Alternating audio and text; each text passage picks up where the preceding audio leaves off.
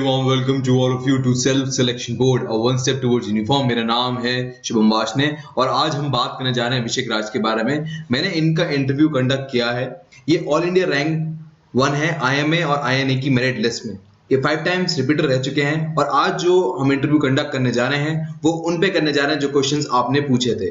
चलिए शुरू करते हैं। एक बहुत ही इंपॉर्टेंट सवाल आया, वो था मयंक शर्मा की तरफ से। उन्होंने पूछा what went wrong in previous attempt, आपके पहले वाले अटेम्प्ट में ऐसा क्या गलत किया और इस बार आपने उन्हें कैसे ओवरकम किया।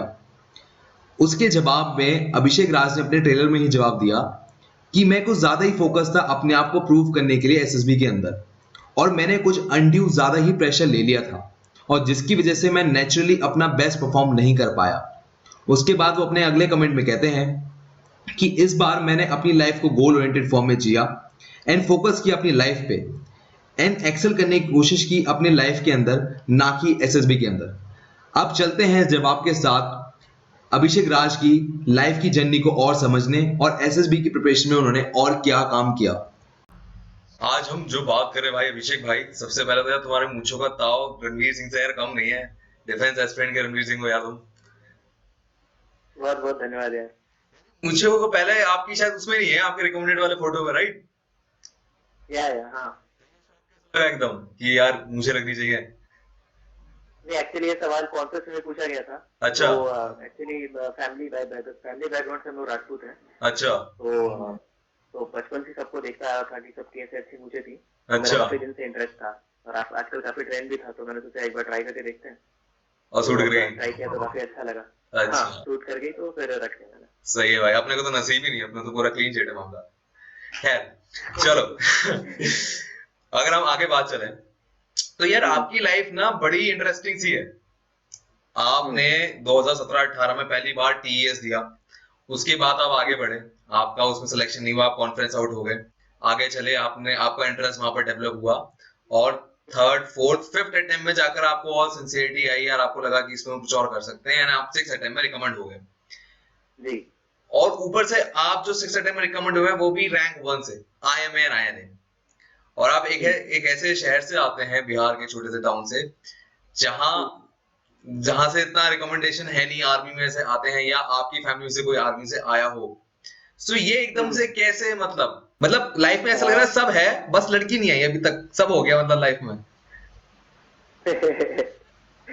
हाँ, मतलब वही, जब जैसे मैं आपको बताया था कि जैसे जैसे मतलब मैं देता रहा तो मैं काफी इसकी तरफ इंक्लाइंड होता रहा और मैं काफी ऐसी चीजों को मतलब रिसोर्सेज को देखता रहा, लोगों से भी इंस्पायर्ड होता रहा। तो काफी एक इंटरेस्ट बन गया था कि नहीं, यही लाइफ गोल है और इसी को लेकर अब चलना है। तो उस पर मैं मतलब करता रहा और इम्प्रूवमेंट के साथ होता रहा। तो फिर फाइनली मतलब अभी आपके सामने रिजल्ट है। अब आगे चले जरा, तो शुरुआत करते हैं सीडीएस से। आपने 4 बार सीडीएस निकाला है, तो 4 बार सीडीएस निकालने में मतलब थोड़ा आश्चर्य हुआ, आपने जॉब के साथ निकाला वो भी, तो कैसे मैनेज किया यार? मतलब 12 घंटे की तो आपकी करीबन जॉब है, उसके बाद 30 मिनट का करीबन ट्रैवल है, तो एनर्जी मतलब ड्राई नहीं हो जाती थी कि यार खत्म हो गई, अब तो अब कहाँ से करें यार, कहाँ से एनर्जी लेकर आए? हाँ, थोड़ा उसका टाइम मैनेजमेंट का तो प्रॉब्लम होता था, बिकॉज काफी लॉन्ग वर्किंग आवर्स होते थे और उसके बाद फिर आपको सीडीएस के लिए भी प्रिपेयर करना है, जो कि अपने आप में एक चैलेंज है। तो मैनेज करने के लिए टाइम मैनेजमेंट काफी जरूरी है उस टाइम पे, बिकॉज काफी लंबे वर्किंग आवर्स होते थे। तो आपको जैसे एक प्रॉपर स्ट्रैटेजी चाहिए कि आपको किस सब्जेक्ट में कैसे फोकस करना है। उस हिसाब से आपको फिर उस सब्जेक्ट पे एडोक्वेट टाइम देना पड़ेगा। तो उसके लिए फिर उस हिसाब से आपको प्रिपेयर करना पड़ेगा कि आपकी कौन सा सब्जेक्ट वीक है, उसमें क्या कौन से टॉपिक्स वीक हैं, तो उस हिसाब से सब्जेक्ट वाइज प्रिपरेशन करनी पड़ेगी। तो हाँ, थोड़ा टाइम मतलब अच्छे से अगर आप टाइम मैनेजमेंट करो तो फिर हो सकता है यार। बट आपके केस में बात करें, आपकी इंग्लिश तो माशाल्लाह 80 नंबर आप ले आते थे आराम से। बची जीएस पार्ट, उसमें भी आपने थोड़ा काफी ज्यादा बाइफिकेशन किया, आपने साइंस पे ज्यादा ध्यान दिया, ज्योग्राफी और हिस्ट्री पे कम ध्यान दिया। और आपने और कौन सा सब्जेक्ट चूज करे थे साइंस के अलावा?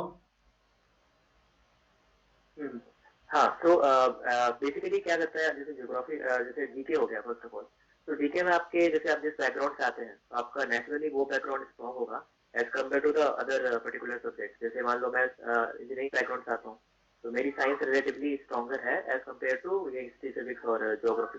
तो उसमें आपको जैसे आप सिविक्स उठा लो, बिकॉज वो इजी है कवर करना और आप उसको जल्दी कर सकते हो।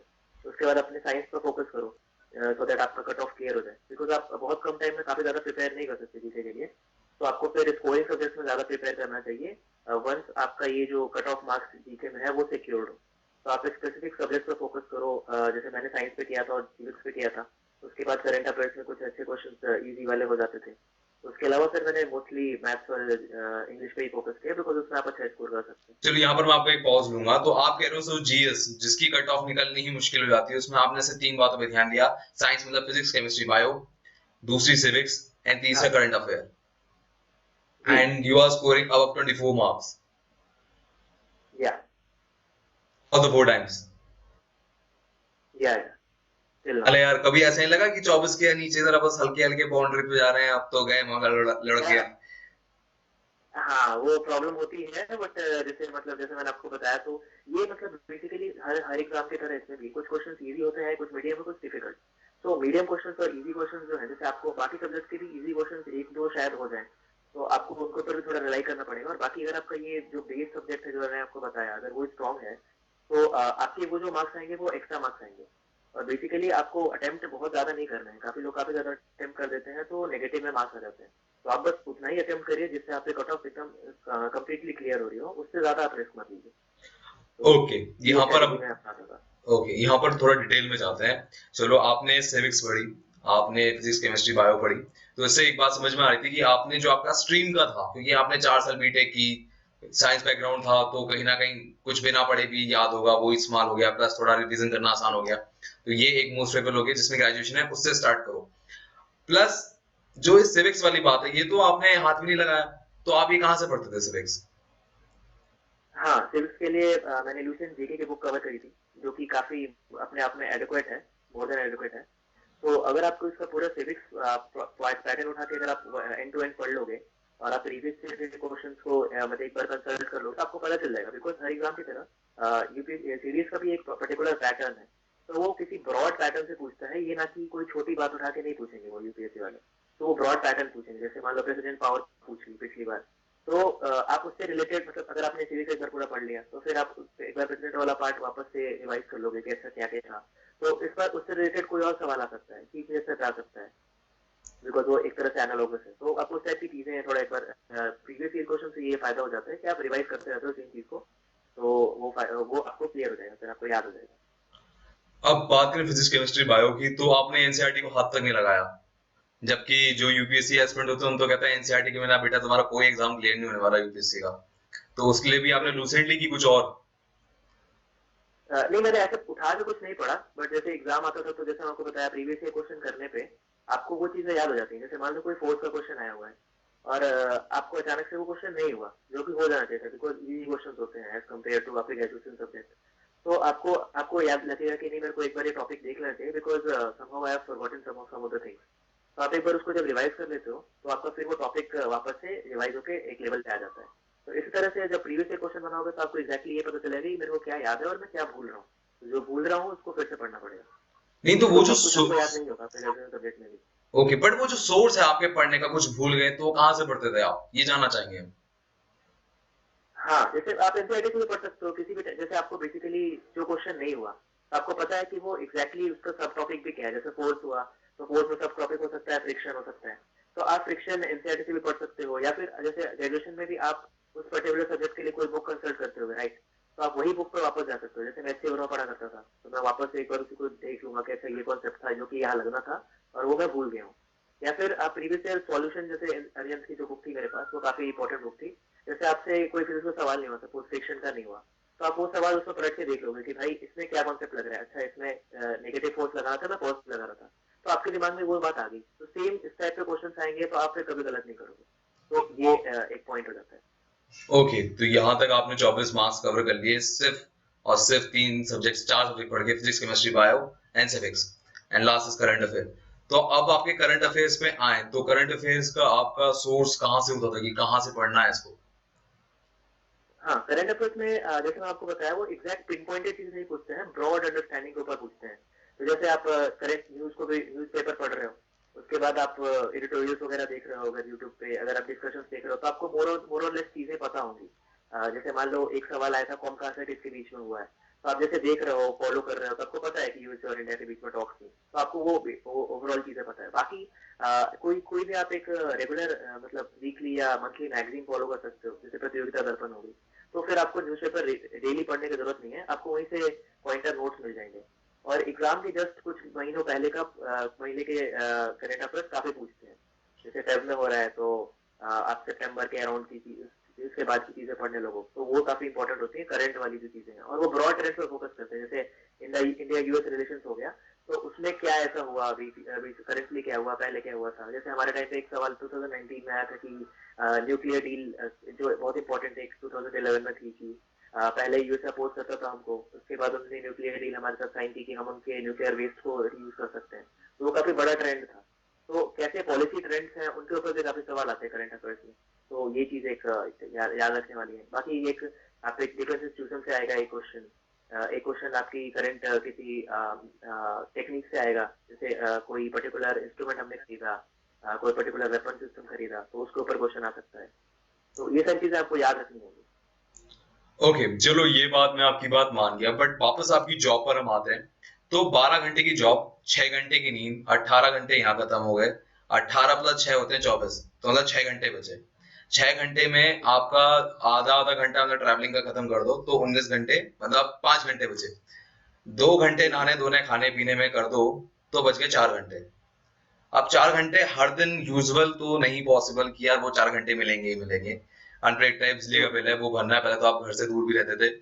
सो अब ये 4 घंटे 5 दिन आपकी वर्किंग है, वो रोज नहीं मिले, तो मैं ऑलमोस्ट मान रहा हूँ कि हफ्ते में 3 हो गए, 12 घंटे प्लस 18, 12 2 घंटे सैटरडे संडे के मान लीजिए, तो 24 और 12 इज अराउंड 36 आवर्स। 36 आवर्स मिले सिर्फ आपको पूरे 7 दिन में। और आप कह रहे हो कि मैंने करंट अफेयर्स भी देख लिया, मैंने साइंस के पास्ट ईयर भी कर लिए, मैंने सिविक्स भी कर ली, कैसे मतलब वो पीछे वो कुछ सुपरमैन या कुछ जादू, मतलब कैसे मतलब? नहीं नहीं, तो वही इससे यही प्रूव होता है कि आपको बहुत ज्यादा टाइम डेडिकेट करने की जरूरत नहीं है। आपका जो प्लान है एकदम क्रिस्प और प्रिसाइज होना चाहिए। आपको सब्जेक्ट फोकस होना चाहिए कि आप किस सब्जेक्ट में मार्क्स स्कोर करोगे, किस सब्जेक्ट में आपको बस बच के चलना है, जैसे जीके हो गया। और उसमें भी आपकी एग्जैक्टली क्या रणनीति होगी हर एक सब्जेक्ट के लिए। मैथ्स के लिए आपको कौन सी बुक कंसिडर करनी है, अगर आपको एक ही बुक करनी है, बिकॉज आप देख लो टाइम नहीं है, तो आप बस किसी एक सोर्स को कंसिडर कर सकते हो। जैसे मेरे से इस केस में क्या होता था, मैं प्रीवियस ईयर पेपर डाउनलोड करता था और 2 घंटे में उनको देने की कोशिश करता था। तो उसमें जैसे क्या है, आपको क्वेश्चंस आएंगे, कुछ नहीं आएंगे, कुछ में आपको टाइम ज्यादा लग रहा होगा, तो एकदम प्रिसाइज आपकी स्ट्रेटेजी ये होनी चाहिए कि आप एग्जाम में कैसे मार्क्स को मैक्सिमाइज कर सकते हो। मतलब आपको उसका स्कॉलर नहीं बना उस पर्टिकुलर सब्जेक्ट का कि आपको एंड टू एंड पढ़ना पड़े। जैसे आपको ट्रिगोनोमेट्री बिल्कुल नहीं आती तो आप बिल्कुल छोड़ दो, बिकॉज उतना टाइम नहीं है आपके पास कि आप सब कुछ कर सकते हो। तो आपको एकदम डेडिकेटेड पढ़ाई करनी है कि इस सब्जेक्ट में ये, इसमें ये और बस हो गया। बट चलो आपने ट्रिग्नोमेट्री की बात छेड़ी, तो ट्रिग्नोमेट्री पे आता हूँ। मैथ्स आपने आईएनए भी क्वालिफाई किया है और आई में भी क्वालिफाई किया है, और आपने ट्रिग्नोमेट्री जो सबसे ज्यादा वेटेज रखता है मैथ्स में, आपने वो स्किप कर दिया था, राइट? हाँ, मतलब ऐसे स्किप करने की मतलब जैसे मान लो आपको कोई एक जैसे हाइड एंड डिस्टेंस हो गया मान लो, तो बेसिकली वही मैं कह रहा हूँ, जैसे आप एग्जाम पेपर दोगे उसी एग्जैक्ट टाइम इंटरवल में, तो आपको पता है कि कौन से सवाल, बिकॉज यूपीएससी सीरियस में स्पेसिफिकली ऐसे करते हैं वो कि कुछ क्वेश्चन ऐसे देते हैं जो आपका टाइम काफी वेस्ट करें। आपने भी दिया तो आपको पता होगा। जी जी। तो वो क्वेश्चन ऐसे होते हैं आपको लगेगा कि अभी सॉल्व हो जाएगा, अभी सॉल्व हो जाएगा, बट उनका पर्पस बस ये है कि आपका टाइम खाए वो। तो आपको वो सवाल नहीं करने, बिकॉज हर सवाल का वेटेज 1 मार्क्स ही है, राइट। तो आपको अगर जैसे ही क्वेश्चन फंस रहा है आप उसको छोड़ दो, अगले क्वेश्चन की तरफ पढ़ो। तो एग्जाम दे के आपको पता होता है। जैसे मान लो ट्रिगोनोमेट्री में है कि आपने देख लिया कि मेरा 3 मिनट लग रहा है मान लो उस सवाल पे, तो आपने देखा प्रीवियस ईयर में जाके कि भाई इसको सॉल्व करने का क्या कोई इजी वे था जो कि मेरे को नहीं पता, ठीक है। अगर आपने इजी पे देखा वो भी आपको पल्ले नहीं पड़ रहा है, वो भी लंबा है, आपको पता है वो एग्जाम में आप रिमेम्बर नहीं कर पाओगे, तो छोड़ दो उस पर्टिकुलर क्वेश्चन को। याद रखो कि ऐसा क्वेश्चन है तो नहीं करना है, अटेम्प्ट ही नहीं करना है, टाइम वहां से बच गया। तो आप ऐसे ऐसे क्वेश्चन करते जाओ कि भाई जो इजी लग रहा है रिलेटिवली उसको पहले करो, फिर पीछे घूम के आओ। तो उसमें भी क्वेश्चन आप टारगेटेड रखो कि ये क्वेश्चन हो सकते हैं, अगर जैसे 10 मिनट बचा है तो उसको फोकस करो। तो बस वही है कि आपको हर एक सब्जेक्ट नहीं आना चाहिए, ट्रिगोनोमेट्री नहीं भी आता तो कोई बात नहीं, बाकी सब्जेक्ट को मैक्सिमाइज कर लो। चलो मैक्सिमाइज तो कर लेंगे, बट मतलब जहां तक मैंने समझा है, जहां तक मैंने पेपर दिया है, मुझे वहां से इतना ही बात समझ में आई कि ट्रिग्नोमेट्री और ज्योमेट्री ऐसे हैं जो आपका 80% पेपर कवर कर लेते हैं, बाकी टाइम एंड वर्क एंड बाकी सब स्मॉल स्मॉल चंक्स हैं। तो आपने उन टॉपिक्स को किया जो आपसे आराम से हो रहे हैं। तो आपने ऐसे कितने टॉपिक कर लिए फिर? वैसे टॉपिक वाइज जैसे मैंने आपको बताया, मैंने पढ़ा नहीं था एग्जैक्टली। जैसे आप जैसे जो भी इंजीनियरिंग बैकग्राउंड से आप भी हो मान लो, जी। तो आपको पता होगा, आपको आते ही है सारे क्वेश्चन, बिकॉज वो 10th लेवल के होते हैं। बस वो टाइम फैक्टर है जो वहाँ पे प्रॉब्लम क्रिएट करता है कि आपसे अटेम्प्ट ही नहीं हो पा रहे हैं। अगर आपको एक्स्ट्रा टाइम मिले तो आप कर लेते हो क्वेश्चन, तो वही पेपर आप बार बार देते रहोगे तो आपको पता होगा कौन से टॉपिक के शॉर्टकट्स हैं। जैसे टाइमर वर्क के काफी शॉर्टकट्स होते हैं, तो आपको पेपर देख के पता चल जाएगा ये क्वेश्चन मैं 1 मिनट के जगह 10 सेकंड में 20 सेकंड में कैसे कर सकता हूँ। तो आपको पता है, तो आप ऐसे टारगेटेड क्वेश्चन रखोगे, अच्छा ये सवाल तो मैंने किया हुआ है, ये तुरंत हो जाता है, ऐसे हो जाता है, ये सब्स्टिट्यूट कैसे हो जाता है, तो आपको वो क्वेश्चन पता होंगे। ट्रिगोनोमेट्री में भी जैसे मैंने कहा, आप बता रहे हो काफी बड़ा चंक है, राइट, बट उसमें भी सब टॉपिक्स है, राइट। एक आइडेंटिटीज हो गई, या फिर इक्वेशंस हो गए, या फिर हाइट एंड डिस्टेंस हो गया, तो उसमें आपको पता है कि ये सवाल हो जाते हैं, ये सवाल नहीं होते हैं, जो नहीं होते उनको छोड़ दो। तो ओके वो है बात। ओके, ये बहुत अच्छी बात कही। बड़े चंक वाले में भी जो बहुत टाइम कंज्यूम कर रहे हैं, eliminate them and move to the more जो क्विकली आपसे हो जाए। ठीक है, चलो जी ये बात हो गई आपकी सीरियस की कहानी, आपने 4 बार क्वालिफाई कर दिया। बट यार हर बार आपको एक प्रेशर नहीं लगता था यार, मैं हर बार रिटर्न क्वालिफाई करके जाता हूँ, हर बार एक कमीने मुझे वापस भेज देते हैं, फिर रिटर्न जी क्वालिफाई करता हूँ फिर वापस भेज देते हैं, चाहे टेक्निकल से जाऊँ चाहे कैसे जाऊँ, चाह क्या रहो यार तुम, यहाँ पे मेहनत करते रहते हैं नौकरी के चक्कर में, वो तुम यहाँ पे वापस भेज रहे हो मुझे। हाँ यार, वो प्रॉब्लम होती है। वो जैसे आप जाओगे तो सिलेक्शन ना होना हर बार ही बहुत परेशानी का कारण है सबके लिए। मेरे साथ भी काफी बार हुआ है, तो उस टाइम पे लगता है कि सब कुछ खत्म हो गया, ऐसे कि क्या होगा, आप कैसे करेंगे। बट वही है कि अगर आप रिटन क्वालिफाई कर रहे हो, अगर आप हर बार लास्ट स्टेज तक जा रहे हो, तो कुछ ना कुछ प्रॉब्लम है जिस वजह से आप नहीं हो पा रहे। तो आपको उन कमियों को देखने की जरूरत है कि आप कुछ ज्यादा मेहनत तो नहीं कर रहे हो। काफी बार ज्यादा मेहनत करना वैसे जिंदगी में मुश्किल होता है, कि फिर आपके रिस्पॉन्सेज रूटीन से हो जाते हैं। तो वो सारी चीजें एलिमिनेट करने की जरूरत है। और बाकी मेरे ख्याल से तो यही है कि आप मेहनत करते रहो, जब आपका टाइम आएगा तो हो जाएगा। अच्छा, चलो अब यहाँ से सीडीएस की कहानी हमारी खत्म हुई, हमने फिजिक्स केमिस्ट्री की बात की, हमने मैथ्स की बात की। अच्छा इंग्लिश रह गई, ये इंग्लिश का क्या फंडा है, आप 80 मार्क्स कैसे हासिल कर लेते हो? अगर मान लो यूपीएससी एक रखे ही ना कि 20% लाने ही लाने हैं जीएस में, तो आप तो खाली इंग्लिश ही करो, और इंग्लिश में 80 मार्क्स लिया और ओटी करो, 2-3 मैथ्स के क्वेश्चन करो, खत्म कहानी। जी जी हाँ, वही है ना फिर। इसलिए तो रखते हैं वो कि हर एक स्ट्रीम के लोग आ पाए, नहीं तो फिर एक स्ट्रीम के लोग डोमिनेट कर देंगे। तो इंग्लिश में मेरे ख्याल से आपका जैसे मैंने बताया, तो जैसे सबका क्या होता है, आप जब वही में सबसे इम्पोर्टेंट क्या है, आप पूरा पेपर एक बार बिना तैयारी के करो। पूरा पेपर, तीनों पेपर, आपको पता चल जाएगा कि आपका बेस लेवल क्या है। उस हिसाब से आपको पता चलेगा हर सब्जेक्ट में आपको कितना इंप्रूव करना है। जैसे इंग्लिश में आपके 40 मार्क्स आ रहे हैं, तो आपको पता है कि आपका कट ऑफ तो हो जाएगा, बट आप ओवरऑल मेरिट में नहीं आ पाओगे। तो उसके लिए आपको इतना मैक्सिमाइज करना है। जैसे इंग्लिश में क्या था, मोस्टली मेरी चीजें हो जाती थी, एरर डिटेक्शन में मेरे को प्रॉब्लम होती थी। अगर मैं सारे अटेम्प्ट करता ही था मोस्टली, तो उसमें से मेरे क्या कहते हैं 50% अराउंड क्वेश्चन गलत ही हो जाते थे। तो उस पर आप फोकस करो। अगर आपने 10% भी इम्प्रूव कर लिया तो आपके थोड़े और मार्क्स बढ़ जाएंगे। तो आप कंप्लीटली एलिमिनेट नहीं कर सकते डिटेक्शन को भी, बिकॉज वो एक टफ एक होता है वो। उसके बाद पैसेज को जो रीअरेंज करना होता है, 4 होते हैं, फर्स्ट और लास्ट ये होता है, 4 को रीअरेंज करना, तो उसमें मेरी प्रॉब्लम होती थी। तो उसमें आपको करेक्ट करेक्ट सिंटैक्स समझना होगा। तो वही है, बस फोकस इस मैक्सिमाइजेशन पे होना चाहिए कि मेरे को अगर कहाँ पे कट रहे हैं मार्क्स, उसको मैं कैसे एलिमिनेट कर सकता हूँ। ओके, और व्हाट अबाउट सिनोनिम एंटोनिम्स, वो आपका कैसे रहता था कि हाँ, निकाल दिया करते थे? जैसे आप, हाँ जैसे आप काफी बुक्स पढ़ोगे, मेरे को काफी बुक्स पढ़ने का शौक है, तो मैं पढ़ता रहता हूँ बुक्स बहुत सारी। तो आपको मोर और लेस सब्जेक्ट मतलब वर्ड्स के मतलब पता होंगे। कुछ कुछ वर्ड्स ऐसे आते हैं, आई एग्री, कि आपको उसका हवा भी नहीं लगी कि कौन है क्या है, ना ऑप्शंस में ना वर्ड्स में। तो उनको आप छोड़ दो ना, आप मतलब क्यों रिस्क ले रहे हो फालतू में। चलो ये रिस्क तो मैं आपकी समझ गया, किताब पढ़ने का शौक मुझे भी है, तो मेरी वोकैबुलरी फाइन है, मैं आपकी बात से मैच कर पा रहा हूँ। बट इडियम्स एंड फ्रेजेस तो आपको किताबों में मिलते ना, कोई ऑथर इतना बड़ा नहीं है कि अपने रीडर्स को इडियम्स एंड फ्रेजेस से कंफ्यूज करे, क्योंकि किताब पढ़ना लोग बंद कर देंगे वरना। वहां पर आप क्या करते हैं, क्योंकि आते तो कभी कभार है, पर अगर आ गए तो चटनी बना देंगे, 20 नंबर पूरे खा जाते हैं। जी हाँ, तो उसमें भी आपको जैसे आपने भी देखा होगा, इडियम्स और फ्रेजेस मोस्ट मोरलेस वो काफी बार यूज भी होते हैं नॉर्मल चीजों में। जैसे क्रिकेट कमेंट्री आप सुनते हो, तो उसमें भी काफी ज्यादा यूज होते हैं इडियम्स एंड फ्रेजेस। ओके। तो कहीं से भी आ सकती हैं ये चीजें, मतलब अगर आप हर जगह मतलब एक्टिव हो तो आपको पता रहेगी। जैसे it's raining dogs and cats and dogs, तो it's raining runs cats and dogs, तो आपको पता है कि it's something that comes in like in a bunch. तो आपको ये पता हो गया। और ऑप्शन इतने टफ नहीं होते कि एक जैसे हो, वो मोर और लेस ऑप्शन अलग अलग ही होते हैं। तो आप वहां से एलिमिनेट कर दोगे कि अच्छा इसका मतलब बंच है, तो वन आउट ऑफ दीज 4 कौन सा इसमें से बंच को सिग्निफाई करता है, तो आपको पता चल जाएगा वहां पे। ओके, चलो यहाँ तक की बात मुझे आपकी बात समझ में आई। अब आगे चले एसएसबी की तरफ। एसएसबी में सबसे पहली बात जो मुझे काफी ज्यादा सरप्राइजिंग लग रही थी वो ये थी कि आपने एसएसबी की तैयारी किसी सीडी से की है। हाँ हाँ, जो कमांडर नटराजन की जो सीडी आती है एसएसबी के लिए, तो उसको मैंने कंसल्ट किया था लास्ट 5th अटेम्प्ट में, बिकॉज मेरे को कोई आइडिया नहीं था तब तक कि क्या हो रहा है, प्रॉब्लम कहाँ गलतियां आ रही हैं, क्या हो रहा है। तो उस सीडी को जैसे कोई बिगिनर भी अगर कोई लेना चाहे तो वो भी बिल्कुल ले सकते हैं, बिकॉज उनको एक तो आपको एसएसबी की प्रोसीजर को मतलब एक्वेंट करेंगे कि भाई कैसी कैसे कैसे होता क्या है प्रोसेस। फिर उसके बाद बिकॉज नटराजन सर एक्चुअली रह चुके हैं जीटीओ, तो उनको पता है कि मतलब क्या चीजें एक्चुअली देख रहे हैं। बिकॉज अगर आप इधर उधर से कहीं से भी कुछ भी टिप्स एंड ट्रिक्स ले रहे हो तो बिकॉज वो एक्सपर्ट नहीं है, तो उनको पता नहीं है कि वहाँ पे क्या देख रहे हैं। और नटराजन सर इतने अच्छे तरीके से बताते हैं उसमें कि जैसे ग्रुप डिस्कशन हो गया तो वहाँ पे एक्चुअली देख रहे हैं कि डिसीजन मेकिंग एबिलिटी कैसी होनी चाहिए, आप कैसे ग्रुप में कैसे परफॉर्म करते हो, पीयर प्रेशर में कैसे रिएक्ट करते हो, तो आपको आप उन चीजों को जान पाओगे कि अच्छा लोगों को भी बोलने देना है क्या। मेरे को तो बोला गया था कि अटैक करो और लोगों को बोलने मत दो, तो आपका डोमिनेंस स्टैब्लिश होगा। तो आपको चलता है कि वहाँ पे जो एसएसएस हैं वो क्या देख रहे हैं एक्चुअली, तो उससे काफी आपको मदद मिलेगी।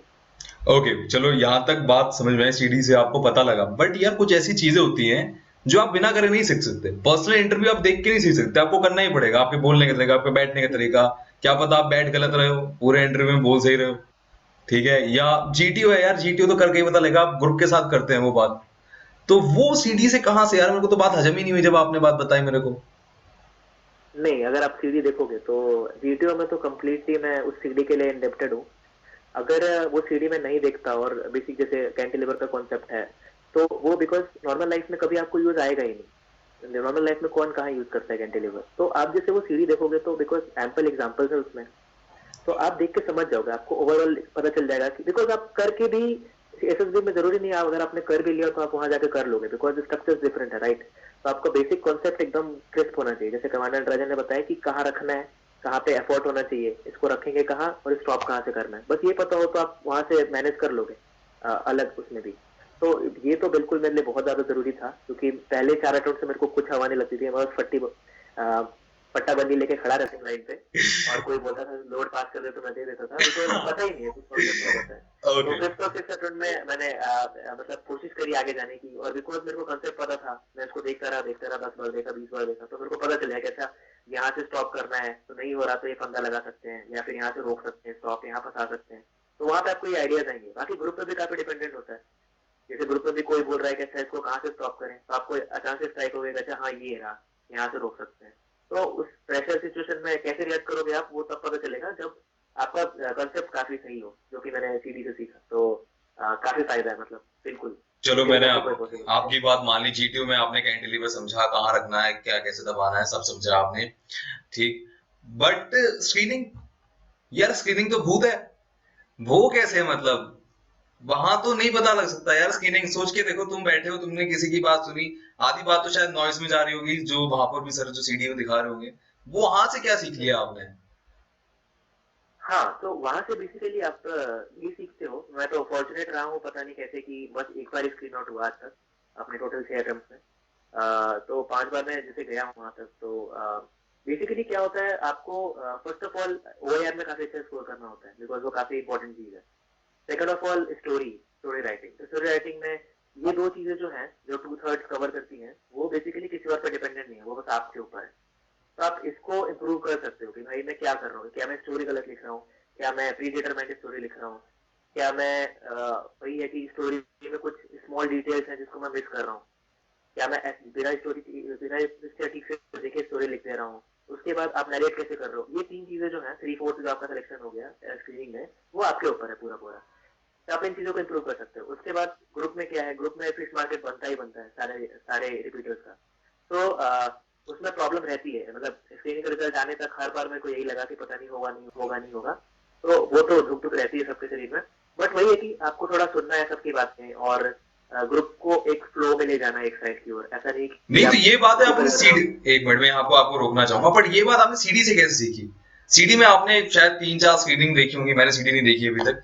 तो उससे आपको कैसे नॉलेज मिल गई कि हाँ हाँ ऐसे करना है। आप इमेजिन कर सकते हो ना कि मैं ऐसे करूंगा, बट ऐसा नहीं हुआ तो, क्योंकि सिचुएशन तो अलग होने वाली है वहां पर। हम्म हम्म, हम्म। हाँ, तो वही हमने क्या किया, हमारे जैसे एस्पिरेंट्स हैं, हम सबने मिलकर एक व्हाट्सएप ग्रुप बना रखा था। तो उस पर हम क्या करते थे, स्काइप पे वीडियो कॉल करते थे, ग्रुप वीडियो कॉल। तो उसमें हम पीपीटी में जैसे एक इमेज हमने थ्रो करी, हमने इमेज पे लिखा एकदम सेम कंटेक्स्ट में कि 2 मिनट लिख रहे हैं, और फिर उसके बाद इतना देर हमको मिल रहा है खुद का स्टोरी लिखने को। फिर हम इंडिविजुअल नरेशन है, फिर डिस्कशन है। तो उसमें क्या है, आपको लग रहा होगा शायद कि क्योंकि एग्जैक्ट सिचुएशन नहीं है तो लोग लड़ेंगे नहीं, बट उसमें भी काफी लड़ाई होती है। जैसे जैसे ग्रुप बढ़ता रहता हो तो आप लड़ाई करते हो, तो आपको पता है वहां पे कि अच्छा कब कब बोलना है मेरे को, कब चुप होना है, कब सुनना है किसी और की बात, कब कोई और कुछ बोल रहा है, मेरी स्टोरी बेकार एकदम फुद्दू सी, और जिसकी स्टोरी अच्छी है तो मेरे को सपोर्ट करना है कि नहीं भाई इसकी स्टोरी बढ़िया है, इसको करते हैं रिलेट, और इसमें इस तरह से पढ़ते हैं। तो वो आपकी बिल्कुल बात सही है, देख के करना और करने में कोई डिफरेंस है। तो वही है, जब तक आप रियलिस्टिक सिचुएशन में प्रैक्टिस नहीं करोगे तब तक वो बात नहीं आएगी। ओके, तो मैं आपकी बात अगर समराइज करूं शॉर्ट में, तो आप ये कहना चाह रहे हो आपने सीडी से नॉलेज ली और स्काइप पे अपने दोस्तों के साथ प्रैक्टिस की और वहां से आपको फिर रिफाइनमेंट होता गया, राइट? जी चलो, अब जरा मैं आता हूं, बट मैं इससे पहले एक बात करना चाहूंगा सीडीएस के बारे में। वापस सीडीएस पे जा रहा हूं मैं। सीडीएस में आपने जब आपने 4 बार दिया है तो आपको पूरा का पूरा पैटर्न समझ में आ गया होगा, ठीक? तो अगर हम सिविक्स की बात करें तो एक इंसान को सिविक्स में पहले कौन से टॉपिक्स करने चाहिए, आप कुछ उस बारे में गाइड कर सकते हो? हाँ, सिविक्स में जैसे टॉपिक्स आपको क्या करने चाहिए, क्वेश्चन काफी बार आते हैं स्टेट और सेंटर की फंक्शनिंग के ऊपर, इनमें से कौन से पावर्स स्टेट के पास है, कौन से सेंटर के पास है। एग्जैक्ट सेम क्वेश्चन नहीं आ सकता, बट उसके ऊपर आएगा कि जैसे मान लो एक बार आ गया कि इनमें से कौन सी चीज के ऊपर चीफ मिनिस्टर डिसीजन नहीं ले सकता है। जैसे हो गया सिक्योरिटी, तो सिक्योरिटी पे नहीं ले सकता है वो, तो आपको ये इसलिए पता है बिकॉज आपको डिस्ट्रीब्यूशन ऑफ पावर्स पता है स्टेट और नेशन की भी। तो आपको इस टाइप की चीजें जो है ये करनी पड़ेगी पहले। फिर powers of people, prime minister हो गया, ऑडिटर जनरल हो गया, और प्रेसिडेंट हो गया, तो ये सारी चीजें, चीफ मिनिस्टर हो गया, तो ये सारी चीजें आपको पहले करनी चाहिए बिकॉज ये काफी बल्क ऑफ वेटेज रखती है। उसके बाद लास्ट में आती है कॉन्स्टिट्यूशनल चीजें, कॉन्स्टिट्यूशनल प्रोविंसेस आर्टिकल्स, तो वो भी काफी शॉर्ट क्लिप्स में आप पढ़ सकते हो, और वो याद रखो अगर तो उससे डायरेक्ट क्वेश्चन आ जाते हैं कि इनमें से कौन सा आर्टिकल इक्वालिटी को बताता है, तो 15 हो गया, ऐसे ऐसे सवाल काफी आते हैं। ओके, चलो सिविक्स की बात मैं आपकी समझ गया। पहले आप कह रहे हैं कि जो हायरार्की है, prime minister, president, CM, state governor, then उनके power sharing, and then last में कॉन्स्टिट्यूशन फॉर्मेशन जो हुआ है उसके बारे में बात करें। बट एक चीज है बायो, 4 साल आपने बीटेक में बायो नहीं पढ़ी, 2 साल आपने 11th 12th में भी बायो नहीं पढ़ी, 10th में जो पढ़ी होगी तो उसके नाम पे सेल याद होगा, उसके अलावा और कुछ याद नहीं होगा, आई एम श्योर। तो पास्ट ईयर जब आपने घुमा के देखा होगा तो भी खोपड़ी घूमी होगी, तो उसमें क्या? हाँ वही है, बिल्कुल बिल्कुल। तो आपको क्या करना होगा उसके लिए, जैसे बायो में तो एग्जैक्ट मैं बता देता हूँ क्या सवाल पूछते हैं वो, प्लांट्स में क्या होता है इसके ऊपर पूछते हैं, सेल ऑर्गेनल्स के फंक्शन क्या होते हैं उसके ऊपर पूछते हैं, राइबोसोम क्या करता है, गोल्गी एपरेटस क्या करता है। तो आप जैसे जैसे वही कह रहा हूँ, प्रीवियस ईयर आप बना रहे हो, आपको लगता है आपकी बायो काफी स्ट्रॉन्ग है, आपको लगता है बायो तो आप इजीली सेल थ्रू कर जाओगे, बट आपने देखा अरे गोल्गी एपरेटस कुछ था तो सही बट याद नहीं है, आरएनए कुछ था तो सही बट याद नहीं है, ट्रांसलेशन क्या था लग रहा है कुछ याद है बट याद नहीं है, तो आप क्या करोगे, आप एनसीईआरटी पलट लोगे एक बार, जैसे ये गोल्गी एपरेटस का काम है, ये राइबोसोम का काम है।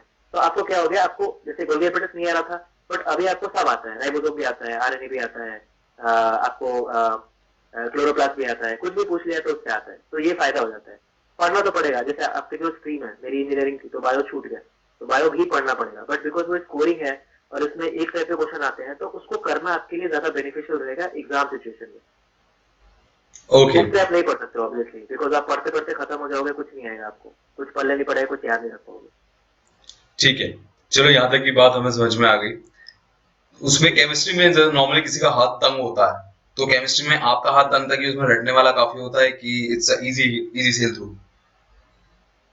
ये जो तो कुछ नहीं है यार, जैसे आप वही मैं कह रहा हूँ, भूल चुके होंगे आप काफी चीजें, बिकॉज एग्जैक्टली उस चीज की तैयारी नहीं कर रहे ना, आप काफी डीप डीप में कुछ और पढ़ रहे हो, जी। तो आपको पढ़ना तो पड़ेगा सर। आप जैसे केमिस्ट्री आप कर रहे हो, कोई सवाल आ गया कि इसका मोल फ्रैक्शन क्या होना चाहिए, आपको याद है मोल फ्रैक्शन कुछ था पढ़ा था बट क्या होना चाहिए, या फिर आपने ट्राई किया फॉर्मूला गलत लगा लिया, या फिर आपका कोई एक्सेप्शन है जो आप भूल चुके हो, तो आप क्या करोगे, आप जो 11th में जो बुक पढ़ते थे वही खोल के देखोगे, तो उसमें आपको मिल जाएगा एक स्टार लगा हुआ, आपने उस टाइम पे लगाया होगा शायद, अच्छा इसमें ये एक्सेप्शन है, तो आपको फिर वो सारी चीजें याद आ जाएंगी एक बार रिवाइज करने पे, अच्छा हाँ ये था और ये फॉर्मूले थे। ओके, बट केमिस्ट्री में कुछ ऐसे चैप्टर्स होते हैं जो रिसेंटली 2018 से 17 से एंड से और अब तक 19 तक आ रहे हैं, वो है बैलेंस करना इक्वेशन को, दूसरा mole pressure, and the third I am forgetting, I think it's the चलिए मैं थर्ड वाला जब याद आएगा तो बताऊंगा, बट ये जो है, ये जो टॉपिक्स हैं 10th तक नहीं है, आई पर्सनली बिलीव ये 11th 12th में चल के ज्यादा आते हैं। सो यू डिड मतलब give your time over these things, और यहाँ से आपने स्किप लेना शुरू किया कि यार ये तो अब ज्यादा ऊपर ले जा रहा है। जी, जैसे आपने देखा होगा 18-2 तक, सीरीज 18-2 तक काफी इजी क्वेश्चन आते थे फिजिक्स केमिस्ट्री बायो के, बट 19-1 में अगर आपने देखा होगा काफी सवाल फिजिक्स और केमिस्ट्री में आपको 11-12 के सिलेबस से पूछ रहे हैं। तो वो तो जब मैं गया था तो मेरे लिए भी काफी सरप्राइजिंग था 19-1 में। मेरे को लगा कि इस बार तो जीके में गया मैं, जैसे मैंने आपको बताया था मैं बस इतना ही पढ़ के जाता था कि कट ऑफ क्लियर हो, वो भी पीसीएम बायो और सिविल्स के ऊपर। तो मेरे को लगा इस बार तो कुछ नहीं हो सकता। तो मेरे को जो याद आ रहा था थोड़ा बहुत केमिस्ट्री में कि ये था एसपीडीएफ, ये था, काफी कुछ भूल चुका था, बट जितना याद आता उस हिसाब से मैंने किया और फॉर्चुनेटली उसमें भी हो गया। तो पता नहीं लक हुआ या क्या। तो वही है, अगर आपको 11-12 का आ रहा है तो आपके पास ऑप्शन नहीं है यार, आपको पढ़ना पड़ेगा, बिकॉज आप हिस्ट्री नहीं पढ़ सकते ना उसकी जगह पर, राइट।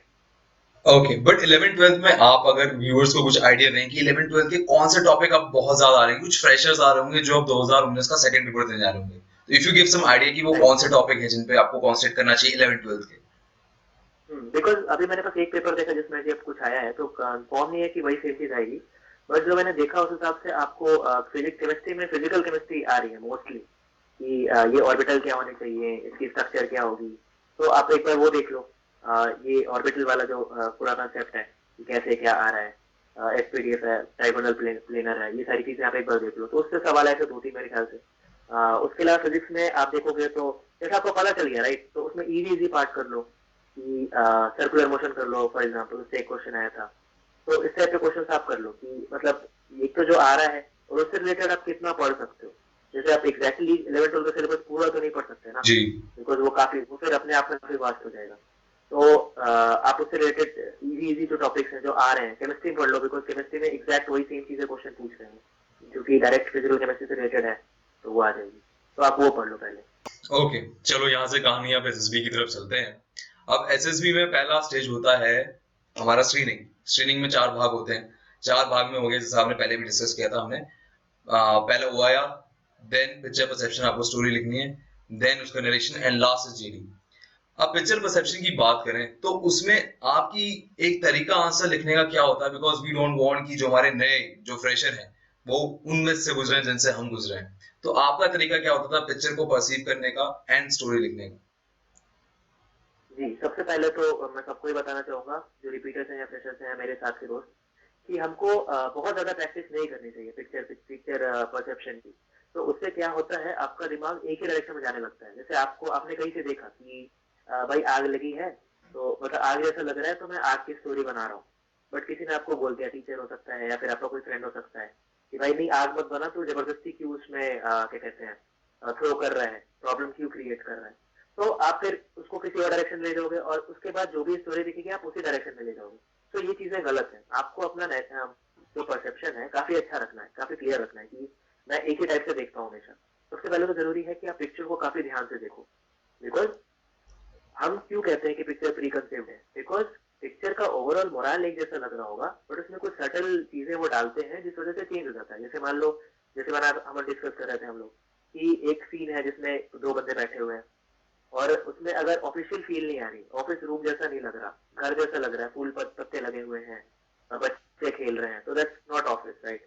तो आप ऑफिस वाली स्टोरी मत लिखो, नहीं लिखोगे, बिकॉज वो फिर प्री कंसीड हो जाएगी। आपका कंसेप्ट भले ही ठीक हो बट वो प्री कंसीड हो जाएगी। तो आप पिक्चर काफी अच्छे से देखो, डिटेलिंग देखो क्या है, अच्छा ये है क्या, ओहो ये तो इसको मतलब ऑफिस का केस नहीं हो सकता है, ये आपका केस नहीं हो सकता है, तो ये लोग कहाँ जा रहे हैं। बेसिकली मैं क्या करता था, उस पिक्चर में अपने आप को पिक्चर करने की कोशिश करता था, अगर वो पिक्चर में ऐसा हो सकता है। पिक्चर में खाली औरतें हैं तो आप ऑब्वियसली नहीं कर सकते, जबरदस्ती भी नहीं करना कुछ भी। तो जैसे एक बंदा है जो बारिश में कहीं जा रहा है, आप उसमें अपने आप को पिक्चर करो कि भाई मैं क्यों बारिश में, एक सेन बंदा बारिश में क्यों कहीं जा रहा होगा। ठीक है, आप क्या करते हो अभी रेगुलर लाइफ में, मान लो कभी आप ऑफिस से आ रहे हो, ठीक है, आपका ऑफिस काफी लेट छूटा, कल सुबह आना है, कल आपको काम है कुछ, तो आप उस वजह से घर जा रहे हो जल्दी, ये भी कर सकते हैं, इजी स्टोरी, सिंपल स्टोरी। तो आप जबरदस्ती मत क्रिएट करो कि आग लगी तो मैं बचाने जा रहा हूँ बारिश में, ऐसा कुछ, मतलब कोई लॉजिक नहीं है, राइट। तो आप अपने लाइफ से रिलेट करो और उसमें खुद को रख के देखो कि लॉजिकली क्या पॉसिबल है। जो इलॉजिकल है आप उसमें फिर फ्लॉ भी निकाल सकते हो, कि अगर मैंने लिख दिया कि माँ के लिए दवाई लेने जा रहा है, राइट, तो उसके पास कुछ बैग क्यों नहीं है, दवाई लेने जा रहा है, तो उसमें अगर आप उसको और बिलीवेबल बनाना चाहते हो तो उसमें आप कुछ और छोटे छोटे पॉइंट थ्रो इन कर सकते हो कि हाँ कि माँ के लिए दवाई लेने जा रहा था तो ही टुक अ पॉलीथीन ऑल्सो, कि दवाई को उस पॉलीथीन में रख के लाएगा बिकॉज बारिश हो रही थी तो दवाइयां भीग सकती हैं। तो उससे आपकी स्टोरी ज्यादा रिलायबल लगेगी, नहीं ये बंदा ने इम्प्रॉम्प्टू सोचा है ये, बिकॉज ये छोटी छोटी चीजें क्या है आप प्री कंसीव्ड तरीके से नहीं ला सकते, राइट। तो इस तरीके से मैं लिखा करता था। ठीक है, अब जरा हम आपकी बात समझ गए, बट जो स्टोरी लिखने का तरीका होता है तो स्टार्टिंग इंट्रोडक्शन ज्यादा बड़ा नहीं होना चाहिए, कुछ लोग कहते हैं, फिर एक्शन होना चाहिए, फिर लास्ट जी में जी कंक्लूजन होना चाहिए। तो आपका इस पैटर्न को फॉलो करने का कुछ तरीका होता था कि, या कुछ और डिफरेंट, कुछ स्पेशल? जी वही पैटर्न सबसे सही लॉजिकल यही है कि आप इंट्रोडक्शन में बहुत कम दो कि बंदा क्या है और क्या कर रहा है, बस खत्म, 2 लाइन में इंट्रोडक्शन खत्म। उसके बाद आप एक्शन पार्ट लिखो ज्यादा कि भाई क्या कर रहा था, कहाँ से आ रहा था, और ये सारी चीजें जो है आपने जो इंट्रोडक्शन दिया है उसके साथ मैचिंग होनी चाहिए। जैसे सुबह के एक्सीडेंट का सीन है तो वो बंदा वहां पे क्या कर रहा है, ठीक है, आपकी पहले लाइन में उसका सोल्यूशन होगा कि he was an engineer and he was going to his office, ठीक है, जो कि उस टाइम पे जाते हैं लोग, राइट।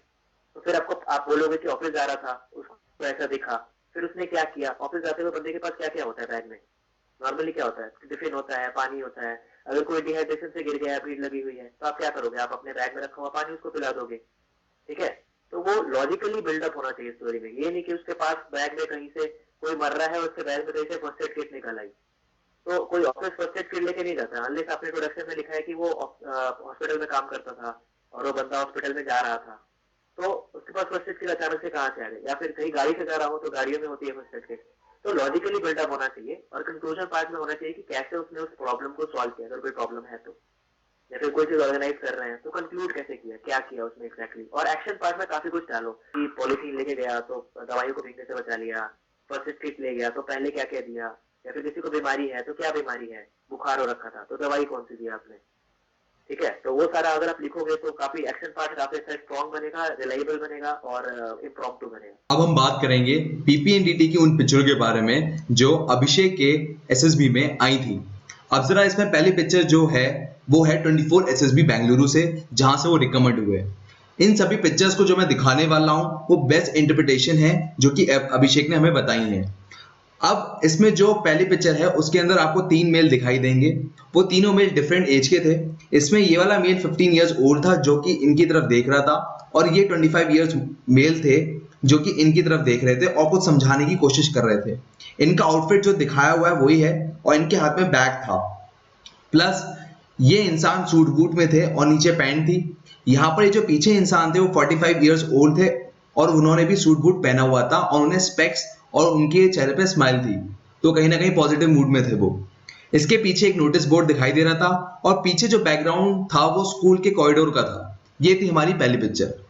दूसरी पिक्चर है 20 एसएसबी भोपाल से, जिसमें एक टेबल दिखाई गई, उस पे एक 45 ईयर्स ओल्ड का आदमी बैठा हुआ था, एंड वो इस इंसान की तरफ देख रहा था। ये वाला इंसान फॉर्मल आउटफिट में था और ये इंसान इस इंसान की तरफ देख रहा था। पीछे एक पेंटिंग दिखाई दे रही थी जिसमें एक हाउस की पेंटिंग थी। पीछे एक काउच दिखाई दे रहा था, और ये थी सेकंड पिक्चर हमारी। अब आते हैं थर्ड पिक्चर पे। थर्ड पिक्चर है 33 एसएसबी भोपाल। यहाँ पर आपको बोरियां दिखाई दे रही होंगी, और इसके आगे पानी आपको दिखाई दे रहा है, और 2 बंदे दिखाई दे रहे हैं जो करीबन 15 से 16-17 साल के हैं। ये दोनों गांव के लड़के हैं। प्लस आसमान यहाँ पर क्लियर दिखाई दे रहा है, और यहाँ पर सन शाइनिंग है। इतनी बात पूरी पिक्चर में दिखाई दे रही है। हम सलाह करेंगे आपको कि जितना आप समझे अभी पीपीएनडीटी के बारे में, उसको एक बार यहाँ पर इंप्लीमेंट करके देखिए, और अब हम यहाँ से आगे चलते हैं। ओके, चलो यहाँ तक की बात हो गई, बट यहाँ पर हम अपने व्यूअर्स के साथ एक बात शेयर करना चाहेंगे। मैंने आपको 3 फोटोज दिखाई थी जो कि टैट की हैं बेसिकली, और पीपीएनडीटी में अप्लाई होती हैं। वो थी कि पिक्चर या तो एक्सट्रीमली डेंजरस टाइप की होगी, डिवास्टेटिंग होगी, या न्यूट्रल होगी, या उसमें कुछ पॉजिटिविटी होगी। तो पहली जो मैंने आपको पिक्चर दिखाई थी, हमारे व्यूअर्स अभी स्क्रीन पे देख पा रहे हैं, उसमें ऐसा था कि गाड़ी स्किट हो गई है और ऐसा लग रहा है कुछ सीन है, रोड रोड है। तो आपका इस पे क्या परसेप्शन है, और इसको अगर आप लेते तो उसको आप किस तरह से लेते स्टोरी को? जी, तो जैसे ये नेगेटिव काइंड ऑफ स्टोरी हो गई, तो जैसे अभी हम बात कर रहे थे, एक स्टोरी हमेशा आएगी कार पलट गई है या कोई एक्सीडेंट हो गया है, ये पीपीडीटी में नाम लिया है तो टैग में जरूर आएगी ये पिक्चर आपको। तो उसमें आप लॉजिकल कंक्लूजन लिखो, वही कि जैसे अगर आप स्टूडेंट हो तो एक स्टूडेंट था जो स्कूल जा रहा था या फिर कोचिंग जा रहा था, तो जा रहा था, उसको ऐसा होते हुए दिखा कि भाई एक्सीडेंट हो गया है। अगर एक्सीडेंट में पिक्चर में नहीं दिखा रहा है कि कोई मरा हुआ है, तो आप मरा हुआ पहले ही मत बना दो कि मरा हुआ है, कि एक्सीडेंट हुआ, कुछ इंजरीज आई उनको, फिर आप क्या करोगे, आप एम्बुलेंस बुलाओगे, उसमें टाइम वेस्ट होगा, राइट। तो आप क्या करो, कोई आसपास लोग गाड़ियों से जा रहे हैं, बिकॉज रोड का चौराहा है वो, तो आप उस बंदे को वहां उठाओ और वहां से लेकर उसको हॉस्पिटल जाओ, उसका इलाज कराओ, दैट्स इट। ओके, अब जो हमारा अगला सीन है उसमें ऐसा है कि वो एक्सट्रीमली पॉजिटिव है। उसमें बच्चे उछल रहे हैं, जोश से खुशी से उछल रहे हैं, तो उसमें आप क्या करोगे? इसमें तो कुछ एक्शन पता नहीं लग रहा, चेहरा भी ढंग से पता नहीं लग रहा। वही है, अगर आप हर एक स्टोरी में खुद को रखने की पिक्चराइज करोगे, जैसे मान लो मेरे को याद है, जैसे आ रहा है कि उस पिक्चर में बैकग्राउंड में बीच सा लग रहा था, कुछ बीच बीच का सीन लग रहा था। ओके, तो आप उसमें कुछ अपने से लाइफ रिलेटेड बना दो कि आप कब बीच पे गए थे अपने दोस्तों के साथ, या कब जा सकते हो। जैसे मान लो आप एक इंजीनियर हो, जैसे हमारा कॉलेज था, वो हम सब हमारी पूरी क्लास को गोवा ले गया था इंडस्ट्रियल ट्रिप के लिए, सर्वे कैंप के लिए। तो आप उससे रिलेट कर दो कि हमारे कॉलेज का कैंप लिया था, तो जब कैंप ओवर हो गया तो सारे बच्चे बोर हो रहे थे कि भाई क्या करें, तो आपने सबको मिलकर प्लान बनाया कि एक काम करते हैं, घूमने चलते हैं और रात से पहले आ जाएंगे, बिकॉज रात को डेंजरस होता है वहाँ बीच पे रहना, क्योंकि टाइड आ जाते हैं। तो आपने प्लान बनाया, टाइमली प्लान बनाया, सबको लेके गए वहाँ पे, आपने इंजॉय किया, आपने क्या क्या खाया, क्या क्या किया, तो फिर कैसे कोई वाटर स्पोर्ट खेला अगर टाइम है तो, उसके बाद आपने वाटर स्पोर्ट खेला, फिर आप वापस टाइम पे आ गए। तो that's kind of a story can be there. Okay, चलो ये हो गया। अब एक न्यूट्रल पिक्चर है। इट सीम्स लाइक एक लड़का लड़की बैठे हैं, सीम्स लाइक जी। Couple, and it's on a peak of a mountain. Very neutral right. Picture, कुछ नहीं पता लग रहा, ना ये ढंग से पता लग रही है। वुड यू लाइक टू से ओवर हियर? या तो वही है, जैसे न्यूट्रल पिक्चर भी है, तो बिकॉज आपके एक्सप्रेशन और आपकी चीजें देखनी है एसेसर को, तो आप उसमें खुद को पिक्चराइज करो। जैसे मान लो अगर आप कमिटेड हो, तो आप मान लो अपनी गर्लफ्रेंड के साथ जा रहे थे, तो आप ट्रैक पे जा रहे थे, हमने प्लान किया एक ट्रैक, तो ट्रैक पे गए, तो ट्रैक पे बैठ के मतलब सनशाइन देखने का था प्लान, या फिर आपका कोई फ्रेंड भी हो सकता है, आपकी कोई फ्रेंड हो सकती है कि हमने प्लान किया कि हम कहीं घूमने जाएंगे, तो फिर हम कैसे गए, हम यहाँ पे गए, फिर वहां से एक जैसे आप कहीं गए हुए हो, आप मान लो किसी ट्रैक पे गए हुए हो, आपको सारी लोकेशन के नाम पता है जो कि रिलायबल बनाए। जैसे मान लो आप ट्री एंड ट्रैक का नाम लिख रहे हो कि ट्री एंड ट्रैक पे गए हम, तो हम काफी टाइम पहले ही स्टार्ट हो गए, हमने क्या क्या राशन रखे बैग में, कि पानी चाहिए भाई, एनर्जी बार चाहिए, और हमने नेविगेशन के लिए सामान रखा, लोगों को इन्फॉर्म कर दिया कि भाई हम यहाँ जा रहे हैं, लोकेशन वगैरह शेयर कर दी। फिर आप गए, आपने प्लान किया कि सनराइज देखेंगे, तो आप सनराइज के टाइम पे पहुंच गए पहाड़, मतलब वहाँ चोटी पे, वहाँ पे आप बैठ के आपने सनराइज देखा, जो आप साथ सामान लाए थे वो खाया वाया, मस्ती करी, फिर डिस्कस करी अपनी कुछ बातें, अपने कुछ प्रॉब्लम्स जो है वो डिस्कस करे, फिर वहां से आप वापस आ गए और आपका ट्रिप काफी सक्सेसफुल रहा। तो इस टाइप की चीजें आप लिख सकते हो। Okay, we got a complete idea of a story, but इसमें एक बहुत इंपॉर्टेंट बात रह गई है, वो है मूड। हमारे यहाँ मिथ है एक बहुत ज्यादा डिफेंस एस्पिरेंट्स में, do not show negative mood. So mood मेरे हिसाब से दो ही होते हैं, या तो पॉजिटिव होता है या नेगेटिव होता है। न्यूट्रल तो इंसान का मूड डेड बॉडी का होता है और किसी का नहीं हो सकता मेरे हिसाब से। राइट राइट राइट, बिल्कुल सही। तो what's your perspective over it? या so according to me, basically perception आपका क्या होना चाहिए, जैसे आपने कहा न्यूट्रल काफी इस सेंस में होगा जब काफी वेग चीजें हो रही है, जैसे कोई कुछ बता रहा है, तो in the middle of that particular thing, जैसे मान लो suppose there is a scene of office discussion, right. तो ऑफिस डिस्कशन में suppose there is a partner जिसको आप कोई अपना स्ट्रेटेजी समझा रहे हो, तो बिकॉज उसको पता नहीं आप क्या बोलने जा रहे हो, तो उसका मूड पॉजिटिव भी नहीं हो सकता, नेगेटिव भी नहीं हो सकता, ठीक है। तो इट्स बेटर आप मॉडरेटली पॉजिटिव ले सकते हो, पॉजिटिव ही ले लो, फिर आप अपना प्लान शेयर करो। बेसिकली आपकी स्टोरी पे डिपेंड करता है कि आप क्या लिख रहे हो। अगर कोई बंदा आया, वो किसी के एक्सीडेंट की सूचना दे रहा है उसके घर वालों को कि भाई आपके घर वाले का एक्सीडेंट हो गया, तो वो सारे लोग ऑब्वियसली नेगेटिव में होंगे, और आप खुद हंस के तो नहीं बता रहे होगे, तो आप भी नेगेटिव में होंगे। तो आपकी स्टोरी से कोरिलेट होना चाहिए कि भाई कोई मर गया है, फिर भी आप जबरदस्ती पॉजिटिव कर रहे हो, बिकॉज पॉजिटिव रखना है, या फिर न्यूट्रल रखना है, क्योंकि हम नेगेटिव नहीं रखेंगे। क्यों नहीं रखेंगे नेगेटिव? अगर डेथ का सीन होगा तो नेगेटिव रखेंगे ना। या तो आप, कोई कुछ बोल रहा है तो उसको ही ये मत बताओ कि भाई ये क्या कहते हैं, मौत की खबर लेके आया है। तो अगर आपकी स्टोरी ही नेगेटिव है, तो बंदों का एक्सप्रेशन नेगेटिव होना चाहिए, तभी कोरिलेट होगा, नहीं तो मिसमैच हो जाएगा। चलो यहाँ तक की ये कहानी खत्म हुई, आपने पूरी बात समझाई। अब आते हैं नरेशन पे। अब कुछ लोग ऐसे होते हैं, बड़े कॉन्फिडेंट होते हैं, बचपन से डिबेट कर रहे हैं, एंकरिंग कर रहे हैं, फलाना ढिमकाना कर रहे हैं। तो आपके साथ भी कुछ ऐसा ही था कि 3 असेसर देख के, 15-25 लड़के देख के थोड़ी हवा टाइट होती थी? जी हाँ, तो मतलब मेरा ऐसा कोई बैकग्राउंड नहीं था कि मैं डिस्कशन वगैरह में या फिर कहीं मैं उसमें होता था, किसी ऐसे डिस्कशन के पार्ट होता था, तो ऐसा कभी नहीं था मेरे साथ। एक्सटेम्पोर वगैरह में पार्ट नहीं लेता था, तो बट ऐसा था, पब्लिक स्पीकिंग में मेरे को कभी बहुत ज्यादा प्रॉब्लम नहीं थी। थोड़ी धड़कन तेज होती है सबकी, वो एड्रेनलिन रश होता है उस टाइम पे। बट जैसे क्या है, जैसे मैंने आपको बताया, अगर आप ग्रुप के साथ डिस्कशन कर रहे हो डेली डेली वे में, तो आपको पता है कि everyone is there to listen. तो आप अपनी स्टोरी एकदम ऑन पॉइंट रखो। जैसे क्या है, आपने स्टोरी लिख ली, राइट? तो स्टोरी लिखने के बाद आप लिखने के बाद उसके अंदर कुछ मत डालो अपने, जब आप रिवाइज कर रहे हो अपना नरेशन। बिकॉज स्टोरी लिखने के बाद जो टाइम मिलता है, उस टाइम पे आपको बस यही करना है कि आप अपनी स्टोरी को कॉन्साइज करो और उसको बार बार रिवाइज करो कि भाई ये था, ये था, ये था, ये था, ये था, स्ट्रक्चर वे में कि ये पहले मिला, फिर ये बात हुई, फिर ये किया, फिर खत्म। आपको बस इतना ही रखना है, उसमें बहुत ज्यादा पॉइंट नहीं डालने हैं। आपकी स्टोरी जो है एग्जैक्टली वही नहीं होनी चाहिए नरेशन में। मतलब पूरा पूरा स्टोरी अगर आप बोलोगे तो लंबा हो जाएगा, दिल कट यू शॉर्ट बीच में बोलते बोलते। तो आपको क्या करना होगा, आपको बहुत प्रिसाइज रखनी होगी और वही चीज सेम लाइंस को बार बार रिपीट करना होगा अपने मन में रिविजन के टाइम पे, ताकि जब आप वहां जाओ तो आपको पता है कि आपको कुछ और नहीं डालना है इसमें, तो आप एग्जैक्ट वही सेम लाइन रिपीट कर दो वहां पे। बिकॉज क्या होता है, सपोज आपने कोई स्टोरी लिखी है और आपका नंबर बीच में है या फिर लास्ट में है, आपकी स्टोरी मोर और लेस रिपीट हो गई, ठीक है? तो आप उस टाइम पे क्या करोगे, आपको लगेगा अच्छा इसने बहुत सही पॉइंट दिया है, मैंने स्टोरी में तो नहीं लिखा है बट इसमें मैं डाल देता हूँ, नरेशन में डाल देता हूँ कि भाई हाँ स्पोर्ट्स का भी कोई सीन था। अब क्या है, अब आप अपने जो आप रिवाइज कर रहे थे उस स्टोरीज को आप मैनिपुलेट कर रहे हो वहां पे उस प्रेशर सिचुएशन में। तो जब आप बोल रहे होगे ना, आप पक्का फंबल करोगे, बिकॉज आपने अभी अभी कोई आइडिया ऐड किया है जो कि दिमाग में पहले से नहीं था। तो आप पक्का फंबल करोगे, और once you fumble in narration तो फिर प्रॉब्लम होती है, बिकॉज उनको लगता है कि क्या मतलब कॉन्फिडेंटली आप शो नहीं कर पाए अपना नरेशन, राइट? तो इससे बेटर है आपने जो स्टोरी रिवाइज करी है कि भाई राम था, मोहन था, सोहन था, ये मिले, इन्होंने खेला, इधर आए, हो गया, दैट्स कंक्लूजन।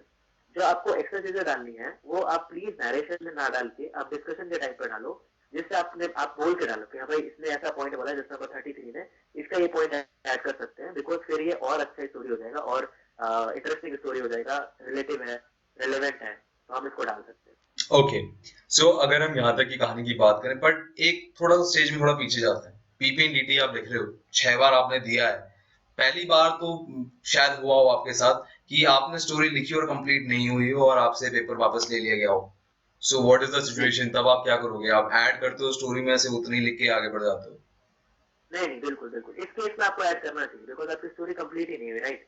तो आपका जो आइडिया था, आपने मान लो लिखा कि डिस्कशन हुई, यहाँ तक आपने लिखा है स्टोरी में, उसके बाद आप लिखना ये चाह रहे थे कि डिस्कशन हुई, फिर उसने ये पॉइंट कैरी आउट किया, इसने रिस्पॉन्सिबिलिटी ली कि हाँ सर मैं ये पॉइंट करके दिखाऊंगा, मेरे को टाइम दो। उसने ऐसा टाइम मांगा बॉस से, उसने उस टाइम फ्रेम में प्लान किया, कैरी आउट किया, करके दिखा दिया, ठीक है? तो अब आपकी ये स्टोरी जो कंप्लीट है ना, वो आप पूरी की पूरी बोलो, ठीक है? अब ये पेपर मेरे साथ क्या हुआ था, सबको जब पेपर देते हैं रिवाइज करने के लिए, तो मैंने ऐसे पेपर लिया, मैंने ऐसे फोल्ड करके हाथ में रख लिया। तो एसएसएस के साथ साथ सब मुझे देख रहे थे कि इसने तो पेपर खोला भी नहीं, ठीक है? मैंने इसलिए नहीं खोला बिकॉज वो अगर मैं पढ़ने लगता, तो बिकॉज जब मैं छोटी डिटेल्स डालता हूँ वो मैं डालने की कोशिश करता नरेशन में, जो कि बहुत डिस्ट्रक्टिव हो सकते हैं आपके नरेशन में कॉन्फिडेंस के लिए, ठीक है? तो वो नहीं करना चाहिए आपको। तो जैसे आपकी स्टोरी जो कंप्लीट आप करने वाले थे, आपकी ओरिजिनल स्टोरी, उसको आप कंप्लीटली नरेट तो करोगे ही करोगे। कोइंसाइज कर लो कि 1 मिनट से कम में नरेशन कंप्लीट हो जाए, आप अपना आइडिया कन्वे कर दो, और वो तो बोलना ही बोलना है। ओके, चलिए, कभी ऐसा भी हुआ, इसमें एक बात और रहती है बीच बीच में, मेरे साथ हुआ है 2 बार कि स्पेशल इंस्ट्रक्शन दे दिए गए। मेरे साथ एक बार ऐसा हुआ, जीडी स्टार्ट होने से पहले जब हम सुन रहे थे तभी बोल दिया कि जब आप ग्रुप डिस्कशन में होंगे तो जब तक हम आपको ग्रुप में 2 ग्रुप में डिवाइड ना कर दें तब तक आप आगे जीडी नहीं करेंगे। एंड व्हाट आई डिड, मैंने ग्रुप डिवाइड होने तक का इंतजार नहीं किया और मैंने जीडी जो नॉर्मल मूवमेंट में स्टार्ट हुआ वैसे ही स्टार्ट कर दिया। रिसेंटली में बैंगलोर, 24 बैंगलोर से हुआ, जहां से आप रिकमेंड हुए हैं। सो वहां पर मुझे इंस्ट्रक्शन दिए गए थे वहां पर कि अगर आपकी स्टोरी कंप्लीट नहीं हुई है तो आप परमिशन लेंगे, देन कंप्लीट करेंगे, और मैं वही भी इंस्ट्रक्शन मिस कर गया। तो कभी आपको स्पेशल ऐसे इंस्ट्रक्शन दिए गए हैं कभी? हाँ जी। तो लास्ट अटेम्प्ट जो फिफ्थ अटेम्प्ट था भोपाल में, उसमें मेरे को स्पेसिफिक इंस्ट्रक्शन दिए गए थे हमारे ग्रुप को कि when you will be starting the individual narration, you will not narrate anything about the introduction part. You will just start with the story. Basically, you will not say the character, mood, and what's the plan of action, course of action. You will not say anything. तो इसको more or less सबने ही neglect किया, और जिन्होंने नहीं किया बस वही लोग स्क्रीन इन हुए। तो आपको बहुत अच्छे से सुनना है एसएसआर का जो भी है उनका, जैसे स्पेसिफिक पॉइंट अगर आपको बोला कि आप नहीं स्टार्ट करोगे और आपने स्टार्ट किया, तो अबव एनीथिंग मिलिट्री में क्या है, आपको इंस्ट्रक्शन फॉलो करने हैं, राइट? तो आपने अगर वही नहीं फॉलो किया तो बहुत खराब उनके ऊपर जाता है इंप्रेशन, कहते हैं ये तो सुनते हमारी बातें नहीं सुन रहा है, तो ये कैंडिडेट्स के बाद क्या सुनेगा। तो ये उनके ऊपर जाता है मेरे ख्याल से कहीं ना कहीं। तो आपको बिल्कुल सुनना चाहिए, और जैसे वो बोले अगर उन्होंने बोला है कि एज सेक्स मूड नहीं डिसाइड नहीं बोलने हैं तो आप नहीं बोलोगे, भले ही पूरे पूरे ग्रुप बोल रहा हो, आप अकेले भी हो तो आप नहीं बोलोगे। ओके, चलो ये बात तो बहुत इंपॉर्टेंट हो गई कि instructions are very important. But मेरे लास्ट टाइम जब ये बात हुई थी कि जीडी में बोल पड़ा था, तो मेरे को डाउट आ रहा था शायद उसने बोला है, क्योंकि वो मैं सबसे आगे खड़ा है, बिना माइक के बोल रहा है, मेरे को घंटा सुनाई दे रहा है कि वो पीछे तक क्या आवाज आ रही है, एंड आई वाज डर गया मैं। तो ऐसे सिचुएशन में क्या करना है यार, मेरे को कुछ आइडिया दे सकते हो कि बहुतों के साथ हुआ होगा या अगर आपको कंफर्म? इंस्ट्रक्शन नहीं सुनाई दिए, कुछ नहीं सुनाई दी यार, मैं तो अंदाजा से अरे शायद इसने कुछ बोला है, वो शायद ये बोला है। अब मैं कहाँ कंफ्यूज। तो आपके साथ ऐसा हुआ कि आपने कंफर्म करने की किसी से कोशिश की कि ना तो मेरे आगे वाले को पता था ना मेरे पीछे वाले को पता था, मैंने कहा यार किसी को नहीं पता, शायद कुछ नहीं बोला होगा, then I come to know कि हाँ अच्छा बोला है किसी ने। अच्छा, तो पहले तो आपको सुनने की कोशिश करनी चाहिए, बहुत ध्यान से सुनने की कोशिश करनी चाहिए। अगर आपको सुनाई नहीं दिया तो before starting anything, when they ask की एनी प्रॉब्लम्स, एनी क्वेश्चंस, तो उस टाइम पे आप ऐसे हाथ उठा के पोलाइटली पूछ लो कि sir I couldn't hear the instruction properly, okay, can you please repeat it once. चलो तो आपने that is I think more polite कि आपको पता नहीं है तो आपने पूछ लिया rather than guessing, बिकॉज वहां पे आपसे ज्यादा डरे हुए लोग हैं, तो अगर आप उनसे पूछोगे तो आपको या तो कुछ बताएंगे नहीं, अपनी स्टोरी रिवाइज कर रहे होंगे, या फिर आपको बोलेंगे कि मुझे भी नहीं पता। तो आप उन पे रिलाई करने से अच्छा है एसएसएल से डायरेक्ट पूछ लो कि सर मेरे को समझ नहीं आया, बता दो एक चलो आपने सभी डरे लोगों का अब डर थोड़ा भगा दिया है, बेचारे आप अगली बार कम से कम स्क्रीनिंग तो हो जाएंगे। चलो अब चलते हैं बार। जीडी की तरफ। जीडी में आ गया आपका, रिपीटर हैं आप, 6 बार रिपीटर हैं, कॉन्फ्रेंस तक पहुंचे हैं, जब बताते होंगे अपना स्क्रीनिंग होने से पहले, तभी ये तो हो ही जाएगा, हर बार ही कॉन्फ्रेंस तक पहुंच जाता है, तो वहां से आपकी थोड़ी लैग पुलिंग स्टार्ट होती होगी। बट जीडी में जाने के बाद क्या होता था आपके साथ? आप पीछे रह जाते थे या बोलने में आपकी क्या स्ट्रेटजी रहती थी? जीडी में बेसिकली क्या करना होता है, आपको अपनी स्टोरी पे स्टिक करना होता है, बहुत ज्यादा ओवरली स्टिक भी नहीं करना होता है कि कोई कुछ भी बोल रहा है मैं तो बोलूंगा नहीं मेरी स्टोरी ही लो। बट अगर कोई इलॉजिकल चीज लेके आगे जा रहा है तो आप बोलो कि नहीं, ऐसा जैसे मान लो वॉर का सीन नहीं है और कोई जबरदस्ती बना रहा है, तो उसको बोलो नहीं, वॉर की जगह काफी लोगों ने बोला है कि ऐसा थीम ले सकते हैं, तो थीम ये ले लेते हैं। अगर आपके साथ और लोग एग्री कर रहे हैं तो अपना अपना व्यू सुपर इम्पोज नहीं करना चाहिए। अगर आपको कोई अच्छी थीम लगी है तो आप उसके साथ एग्री कर दो कि हाँ भाई, जैसे नंबर 30 ने अच्छी थीम बोली है, इसमें हम और पॉइंट ऐड कर सकते हैं, जैसे मैंने घड़ा देखा था तो गाँव का सीन बना सकते हैं, आप अपना बता दो।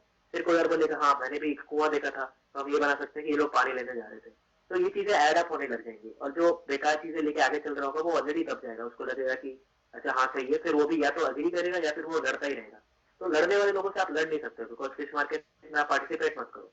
आप बस यही बोलो कि भाई एक कंक्लूजन की तरफ जाना है, तो इसको एक स्ट्रेटेजिक वे में हम लेके आगे बढ़ते हैं, ये सारी चीजें आप बोलो। और एक सेक्स मोड पे लड़ाई मत करो कि भाई नहीं मैंने 3 ही देखे थे, लोग पहुंच गए आगे कहानी तक और आप बोलो कि नहीं मैंने तो 3 देखे थे, तीसरा आदमी कहाँ गया। अगर सबको 2 दिख रहे हैं तो आपने आपने गलत देखा है ऑब्वियसली, तो आप उनके साथ एग्री कर दो कि हाँ 2 लोग थे, ये चीजें हैं, चेंज करके मैनिपुलेट करके, बिकॉज बस वही एक टास्क है जिसमें आपको कॉमन कंसेंसस तक पहुंचना है, राइट। बाकी सब में बोलते हैं आप फ्रीली डिस्कस करो, जो जीडी होती है हमारी जीडीओ में, फ्रीली डिस्कस करो, कोई कॉमन कंक्लूजन नहीं ले जाना है। तो आप मतलब एक स्पेसिफिक डायरेक्शन में ले जाओ और हेल्प करो कि ग्रुप आगे बढ़े, ये ना कि अटका है आपकी वजह से कि नहीं मैं तो डिस्कस करके छोड़ूंगा कि 3 लोग ही थे। ओके, चलिए ये तो बहुत अच्छी बातें हो गई, बट इसमें एक बात होती है कि सब एक साथ बोल रहे हैं, ना तेरा सुनूंगा ना मैं तेरा सुनूंगा, सिर्फ अपना बोलूंगा, तो उस वक्त क्या राइट, करना है? अभी आप देखोगे ये जो चीज होती है, ये पहला मोमेंट होता है जिस टाइम सब बोल रहे होते हैं, ठीक है, जैसे ही जीडी स्टार्ट होगा सब बोल रहे होंगे, बट आपने कभी नोटिस किया है जैसे ही वो, बिकॉज उनके पास बस एक लाइन है, जब उन्होंने ये लाइन बोल दी उसके बाद दिल स्टॉप फॉर अ पॉज कि अब क्या बोल रहा है, आपको उन पॉजेस का इस्तेमाल करना है। जैसे 10 लोग बोल रहे हैं, चुप हो गए, ठीक है, तो आप बोलने लग जाओ, या फिर आप बोलते रहो, इतना चिल्ला चिल्ला के भी नहीं कि आप लगे कि आप डोमिनेट कर रहे हो, बट अचानक से सब अपनी लाइन बोल के चुप हो जाते हैं। तो फिर अगर आप आपने देखा होगा, तो अगर आप जो बोल रहे हो वो सुन लिया जाएगा, और अगर आप उस टाइम लॉजिकल चीजें बोल रहे हो या आप कुछ बड़बड़ा रहे हो, तो लॉजिकल चीजें बोल रहे हो कि हाँ I agree that there were 2 people, one of them was male, one of them was female, mood was positive, I think it should be a village background because I could see these 2 things, ऐसे करके आपने बोल दिया, बस रुक जाओ, अब बाकी लोगों को बोलने दो, फिर चिल्लाएंगे सब, फिर चुप होंगे। जैसे ही चुप हुए आपने देख लिया कि विलेज के बाद उसमें क्या क्या ऐड हुआ, गांव ऐड हुआ, हट ऐड हुआ, फार्मिंग ऐड हुई, फार्मिंग के बाद आप एक तो और लाइन ऐड कर दो कि हाँ फार्मिंग का सीन है, एक मैंने बैल भी देखा था, तो हम ये मान सकते हैं कि हार्वेस्ट सीजन है, बस आप एक लाइन बोल के चुप हो जाओ, फिर लोग ऐड करेंगे, फिर आप कुछ बोलो। तो इस तरह से स्ट्रक्चर्ड वे में बोलना है। अब हमने सारी बात कर ली, ओआईआर की बात हमारी रह गई पर पूरे स्क्रीनिंग में, आपकी अगर ओआईआर की बात करें, जब आप रिकमेंड हो गए थे तो आपकी राइटिंग की वजह से आपको कहा गया फॉर्म नंबर 44 आपको दोबारा भरना है, बट उसमें जी आपको जी एक लिंक्स मिल गया आपको ओआईआर का, जिसमें आपकी थी 1 लिखा हुआ था वहां पे। सो जी। क्या मतलब कि स्टेज 1 से, स्क्रीनिंग से ओआईआर जो वैल्यू होती है उसकी वो काउंट होती रहती है आखिर तक? मेरे ख्याल से देखो, बिकॉज वो जैसे वो जेपीआर जो फॉर्म है 44 नंबर, तो आपको पता होगा उसके पीछे फाइनल मार्क्स होते हैं जो कि एसएससी के आपके जाते हैं, बोर्ड से आपके जाते हैं यूपीएससी को। तो आई थिंक बिकॉज उसके पीछे क्या था, उसके पीछे बस एसएसएस के नेम लिखे थे और आपके मार्क्स लिखे थे, कितने कितने मार्क्स हैं जीटीओ में और साइकोलॉजिकल में और इंटरव्यू में टोटल मार्क्स क्या है। ओके। अब बाकी वो मार्क्स फिल्टर नहीं थे उस टाइम पे, बट उसके ऊपर ऐसे लिखा होता। तो अगर आप जैसे उस टाइम उस इम्पोर्टेंट पेपर पे भी अगर ओआईआर आपके रेटिंग लिखी हुई है, तो आई बिलीव की बहुत इंपॉर्टेंट रेटिंग है जो कि एंड तक यूज होती है आपकी और क्या कहते हैं एनालिटिकल एबिलिटी को देखने के लिए कि भाई रेटिंग क्या है बंदे की। So I think that gets used way further.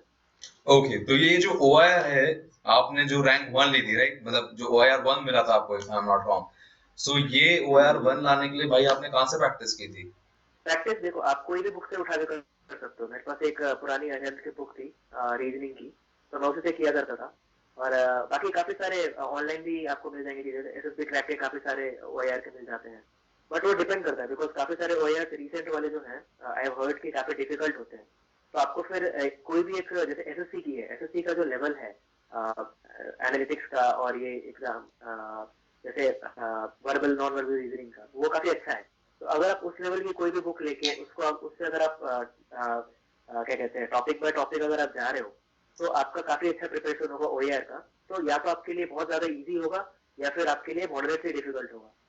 तो उस केस में आपका, दोनों ही केस में आपके काफी अच्छे जाएंगे relative to other people. Okay, चलो यहाँ तक की बात ओआईआर की हो गई, अब हम चलते हैं स्टेज 2 पे। अब हमारे पास आ गया साइक। टेट और पीपीएनडीटी में सिमिलरिटी है कि या कुछ अंतर है? नहीं, सिमिलरिटी है, बस बाकी आपको बस वो कैरेक्टर एज मूड सेक्स ये सब नहीं लिखना होता। बाकी आपको स्टोरी तो सेम ही बनानी होती है और सब कुछ आपके कॉन्सेप्ट भी वही रहेंगे कि भाई मेरे को नेचुरल स्टोरी लिखनी है जिसमें मेरे को खुद को परसीव करना है कि मैं क्या करता। तो इस टाइप की चीज है। अच्छा, एक बात बहुत ही इंपॉर्टेंट मुझे पता लगी रिसेंटली, वो कर्नल गणेश बाबू, शायद आपने नाम सुना हो, एफएसपी का। तो उन्होंने एक बात बोली कि पर्सनल इंटरव्यू में जो ऑफिसर होता है और जो साइकोलॉजी में ऑफिसर होता है, उन दोनों के पास आपका पीआईक्यू फॉर्म जाता है, जीटीओ के पास नहीं जाता। तो पीआईक्यू फॉर्म आपका गया साइकोलॉजिस्ट के पास, आपने टैट में स्टोरी लिखी, आपने मैक्सिमम कोशिश की कि भाई मेरे से रिलेटेड मैं स्टोरी लिखूं, बट मान लो हर पिक्चर ऐसे नहीं होता भाई, आप मछुआरे तो हो नहीं, तो हम मछुआरा तो नहीं बन सकते, ना ही आपके पीआईक्यू में मछुआरा होगा भाई। तो वो जी कोई जी जी। कॉन्ट्राडिक्ट करता है क्या है, मतलब आधे टाइम तो कंफ्यूज ही करता रहता है ये बात कि वैसे लिखे। बट वही आपका जो राइट राइट राइट, बिल्कुल, अगर आपसे रिलेटेड नहीं है तो आप नहीं लिख सकते, बट स्टिल आपका जो वे ऑफ थिंकिंग है ना, वो तो उसमें भी रिफ्लेक्ट होगा। ओके। बिकॉज अगर आप गाड़ी से जाते हो रोज ऑफिस, तो आप क्या करते हो, जैसे मान लो तूफान आ गया तो क्या करोगे, रुकोगे कहीं साइड में ना, नेविगेट करोगे, सेफ प्लेस पे जाओगे। तो मछुआरा भी यही करेगा, अगर तूफान आएगा तो वो रुकेगा, अपना एसेस करेगा एरिया क्या है ओके। और सेफ प्लेस पे जाएगा। तो आपका वो मेरे ख्याल से वो दिखता होगा, मछुआरा तो एग्जैक्टली नहीं है, बट आपका वो जो वे ऑफ थिंकिंग है, जो कि आप कैसे प्रॉब्लम से बाहर निकलोगे, वो सेम ही होगा हर जगह, जैसे आप अगर आप अपना ओरिजिनल रिस्पॉन्स लिख रहे हो तो। ओके, चलिए यहाँ तक मेरी आपकी बात क्लियर हो गई। बहुत लोग जो पीआई की जबरदस्ती लगाते होंगे अब टैट में, उनको ये बात भी क्लियर आ जाएगी। अब एक लास्ट बात है, कई लोग कहते हैं कि 11 स्टोरी 12 स्टोरी से मैच होनी चाहिए, ये मिथ है कि सच है? नहीं, मैंने तो कभी सुना नहीं, तो मेरे ख्याल से मिथ ही है। मिथ ही है। चलो यहाँ पर भी बात क्लियर होते हुए आगे बढ़ते हैं। अब आते हैं एसआरटी पे। हमारी एसआरटी जो वो डिफाइन करते हैं 60 क्वेश्चंस, तो उन्होंने उसमें बड़ा ही तरीके से बनाया। एक तो वो करते हैं फैमिली इशू या रिलेशनशिप पे, एक आपको एसआरटी देते हैं। दूसरा सिचुएशन बेस्ड होता है जहां पर आपको बहुत ज्यादा स्ट्रेस आ रहा है, एंड थर्ड होता है मनी मैनेजमेंट। तो मैंने आपको कुछ शेयर किए थे और उन्हीं पे हम जरा ध्यान देंगे कि उस पे आपका रिस्पॉन्स क्या है, उस पे रिस्पॉन्ड कैसे करते हैं। अच्छा, एक और एसआरटी आता है, कभी कभार आता है, वो होता है आर्मी बेसिस पे, बट आर्मी के ऊपर लाइफ नहीं जी होती, तो उस क्वेश्चन को कैसे डील करते हैं। तो मैं आपके सामने पहले पेश करता हूँ एसआरटी। पहले आर्मी के ऊपर है, लोगों को स्क्रीन पे यहाँ पर दिख रहा होगा। You are an officer posted at the border and suddenly shelling happened from the other side, you Yeah, so basically if you know about shelling, so it's artillery shells that are coming through. तो वो mostly क्या करते हैं, वो बहुत बड़ा area damage करते हैं. तो अभी आपको क्या है, अभी आपको अपने ट्रूप्स को अलर्ट करना है. तो आप सबको क्लियर इंस्ट्रक्शंस दोगे कि आप अपने अपने बंकर में छुपो. सबसे पहले तो get down and go to your bunkers and then you upload कि क्या हो रहा है. Then there would be some standard operating protocols SOP, तो आप उसको फॉलो करोगे तो सेट है. बट इमीडिएट आपका रिस्पॉन्स ये होना चाहिए कि आप उससे बचो, सेलिंग से. तो आप कहाँ बचोगे? Safe places are only bunkers, जो कि आर्मी खुद बनाती है, जो कि शेल्स से आपको बचा सकते हैं. अदरवाइज आप कहीं और छुप के उनसे नहीं बच सकते, बिकॉज काफी डेवास्टेटिंग सेल्स होते हैं. ओके, बट ये तो जैसे किसी आर्मी वाले को ज्यादा अच्छा पता होगा, या आपने मूवीज में बाय चांस देख लिया हो तो बात अलग है, बट एक सिविलियन ऐसे अलग और भी क्वेश्चंस आएंगे तो उन्हें आप कैसे डील करते हो, या आपने इनके बारे में कैसे नॉलेज ली? या मेरे ख्याल से मैंने सुना है काफी लोगों से, काफी एक्सपर्ट से, कि ये जो आर्मी वाले सवाल है ना, वो आपको नॉर्मल इंटरव्यूज में नहीं मिलेंगे, एसीसी इंटरव्यूज में मिलते हैं आपको, ये एसआरटी वाले. ओके, बिकॉज एनीवेज आप रिलेट नहीं कर सकते ना कि क्या है वो, आपको पता भी नहीं है क्या है शेल्स, सेलिंग पता नहीं है. ओके, चलिए इसमें अगर आगे चलते हैं, अब हम आगे बात करते हैं एक सिचुएशन बेस पे कि his sister marriage is fixed, his relative refused to give loan slash money, he या तो जैसे आपका प्रीवियस लाइफ एक्सपीरियंस कैसा रहा है? आप जैसे ये आपको मनी की जरूरत पड़ती है तो आप किसके पास जाते हो? अपने फैमिली के पास जाओगे. अगर फैमिली ने नहीं दिया, रिलेटिव के पास जाओगे. यहाँ लिखा हुआ है रिलेटिव ने भी नहीं दिया और आपको अरेंज करना है, तो इसका मतलब आपकी फैमिली भी सपोर्ट नहीं कर रही है. तो तीसरा ऑप्शन क्या है? आपके क्लोज फ्रेंड्स जो है, आप उनसे मांगोगे कि भाई I need this much amount of money and I will pay you back on this date. तो आप you will take it from my close friend and I will promise to pay him back after some time and I will pay him back. या फिर अगर आप जैसे पैसे अपने पास deposited रखते हो, तो आप बोलोगे कि मैंने अपनी रिजर्व जो डिपॉजिट थी, फिक्स डिपॉजिट थी या ऐसा कुछ था, उसको तोड़ के मैंने कर लिया. तो ये आपके आना चाहिए कि आपके पास होता है ऑलरेडी, आप बस कहानी बनाने के लिए नहीं लिख रहे हो. ओके. तो अगर आपके पास सेफ चीजें हैं तो आप यूज कर लो वहाँ पे. ओके, चलिए यहाँ पर एक अब आता है सिचुएशन क्राइसिस वाले एसआरटी पे. वो है कि इन अ ट्रेन जर्नी अब midnight certain sound disturb your sleep. On being woken up, you found someone trying to steal through the window. He. Right. तो अभी फर्स्ट ऑफ ऑल क्या है, मिडनाइट है, राइट. तो सब लोग लाइट बंद करके सो रहे होंगे और खिड़की खुली हुई होगी जी, जहाँ से कोई हाथ डाल के सामान निकालने की कोशिश कर रहा है. ठीक है. सबसे पहले तो इमीडिएटली आप क्या करो, चिल्लाने से बेटर है आप उसके हाथ में से पीछे धकेलिए, खिड़की बंद कर दो. राइट. उसके बाद आप अलर्ट करो सबको कि सब उठे और देखिए कौन था. ठीक है. तो ये I think should be the course of action, जो कि मैं करता, बिकॉज पहले चिल्लाने से वो any how I don't think it's a better way. आप या तो खिड़की बंद कर दो, उसका हाथ फंस जाएगा तो he'll drag it back, चोट लगेगी तो. या फिर आप पहले पुश करके then you close the window, then you wake someone up, because panic में people will not react as much as you are reacting. Okay, चलो, पर इसे लिखने का तरीका क्या होगा? मतलब हम कहेंगे कि क्लोज विंडो, हाँ, मतलब आप लिखने का तरीका और बताएंगे शॉर्ट में हम इसे कैसे लिखें? हाँ, तो आपको सेंटेंस नहीं लिखना है एसआरटी में, आपको कॉमा कॉमा करके एक्शन, पॉइंट ऑफ एक्शन लिखना है. Okay, pushes his hand back, closes the window, alerts people and alert people. बस ओके, ये एंड हो गया आपका. चलिए यहाँ तक होती है एसआरटी की बात खत्म. अब आते हैं हम वैट पे. वैट में बात करें तो जो वैट डिस्क्राइब है वो 3 पार्ट में है, नेगेटिव, पॉजिटिव एंड न्यूट्रल. अगर हम एक पॉजिटिव सेंटेंस की मतलब सॉरी पहले हम नेगेटिव लेते हैं. नेगेटिव की बात करें तो वर्ड है dark. So what's your point of view on that? Darkness is removed by light. Darkness is removed by light. Okay, चलो ये हो गया. बट इन हाँ बताइए. तो डार्कनेस आप मतलब यहाँ पे किसी तरह रिलेट कर सकते हो. अभी मेरे को जस्ट अभी ये आया, तो आप डार्कनेस इनसाइड समवन्स माइंड में लिख सकते हो. Darkness inside can be removed by knowledge, कुछ भी लिख सकते हो ऐसा. मतलब बेसिकली आपको उससे क्या रिलेट हो रहा है, सबसे पहले एकदम सिंपल सेंटेंस में लिख देना है कि डार्कनेस, मतलब कोई कोड नहीं लिख देना है और डार्कनेस क्या है ऐसा बेकार नहीं. मतलब आप डार्कनेस से क्या समझते हो, वहाँ पे आपके लिए क्या है डार्कनेस? माइंड की डार्कनेस है, नॉलेज की का अभाव है, क्या है आपके लिए डार्कनेस, तो ऐसे रिलेट करना. ओके, बट ये जैसे हम बात करें जो नेगेटिव सेंटेंस होता है, जैसे हम मर्डर की बात करें, हमने आज तक कुछ पॉजिटिव नहीं सुना होता, ना डेली लाइफ में सुनते हैं, तो एकदम से स्ट्राइक करना मुश्किल है. तो क्या चाहिए इंसान को ऐसे वर्ड्स टैकल करने के लिए? वही, आप मर्डर से क्या परसीव करते हो, वो आपको वो देखना चाह रहे हैं. तो मर्डर आपके लिए क्या है? It's a wrong thing to do. So murdering innocents is a sin, and something like that you can write. Okay. Okay तो उसमें आपने बता दिया कि जो इनोसेंट है उनको मारना सिन है, बट जो अगर वो रॉन्ग टूवर्ड्स है उनको मारना can be a source of justice. तो आपने अपना ये पॉइंट वहां पर रख दिया। ओके, चलिए यहाँ पर बात आपकी समझ में आई। अब आते हैं न्यूट्रल वर्ड पे, वो है फ्लैग। कोई इमोशंस नहीं आ रहे अभी फ्लैग, आपका। फ्लैग। हाँ। तो फ्लैग में जैसे आप, फ्लैग आपके लिए क्या सिग्निफाई करता है? मेरे लिए तो है कि flag generates lot of emotion. तो मैं तो यही लिखूंगा, flag is a source of emotion, ऐसा कुछ। ओके, या because flag give sense of pride. जी, फ्लैग सोचते ही मेरे को सबसे पहले अपना तिरंगा याद आता है। तो मैं उसके रिलेटेड लिखूंगा कि ये होता है मेरे साथ। तो ओके जैसा जिसको, जैसे कोई कोई फुटबॉल टीम को सपोर्ट करता है तो उसके बारे में लिख दे कि मेरे लिए जैसे बार्सिलोना का फ्लैग ऐसा है। तो आप कुछ भी लिख सकते हो जो भी आपको हिट करे उस टाइम पे। ओके, अब लास्ट है पॉजिटिव वर्ड, क्यूट। क्यूट, इसके लिए अभी आपका वो देखना चाहते हैं क्यूट क्या है, मतलब I met a cute girl, something like that, या फिर आप लिख रहे हो कि क्यूटनेस कम्स फ्रॉम इनसाइड, या फिर क्यूटनेस कम्स फ्रॉम डीड। तो उससे आपको पता चल रहा है कि आप मतलब जो पॉजिटिविटी है इंसान की, वो आप किस चीज से देखते हो, उसके अपीयरेंस से देखते हो या फिर उसके एक्शन से देखते हो। तो वो आई थिंक यहाँ पे देखना चाह रहे हैं। तो मैं तो यही लिखता हूँ कि क्यूटनेस कम्स फ्रॉम इनसाइड या फिर cuteness comes from deed. Okay, चलो अब यहाँ तक की कहानी हुई एसआरटी वैट एंड टैट की। अब आता है इसका लास्ट पार्ट, वो है सेल्फ डिस्क्रिप्शन। इसको कई लोग बहुत कंफ्यूज रहते हैं, यार मम्मी पापा से क्या पूछें, वो तो या तो नालायक ही कहेंगे, खाना वाना तो खाता नहीं, पढ़ाई करता नहीं, क्या कहेंगे, कैसे लिखूं मैं एसडी। हाँ, तो वही उनसे आपको डिस्कस करना है मम्मी पापा से। बिकॉज डिस्कस भी करने की बहुत ज्यादा जरूरत नहीं, बिकॉज आपको मोरलेस पता होगा। अगर वो कहते रहते हैं छोटी छोटी चीजों के लिए कि भाई तू खाना नहीं खाता, पढ़ाई नहीं करता, तो आपको पता होता है वो, तो उसको आप किस टेंस में लिखोगे?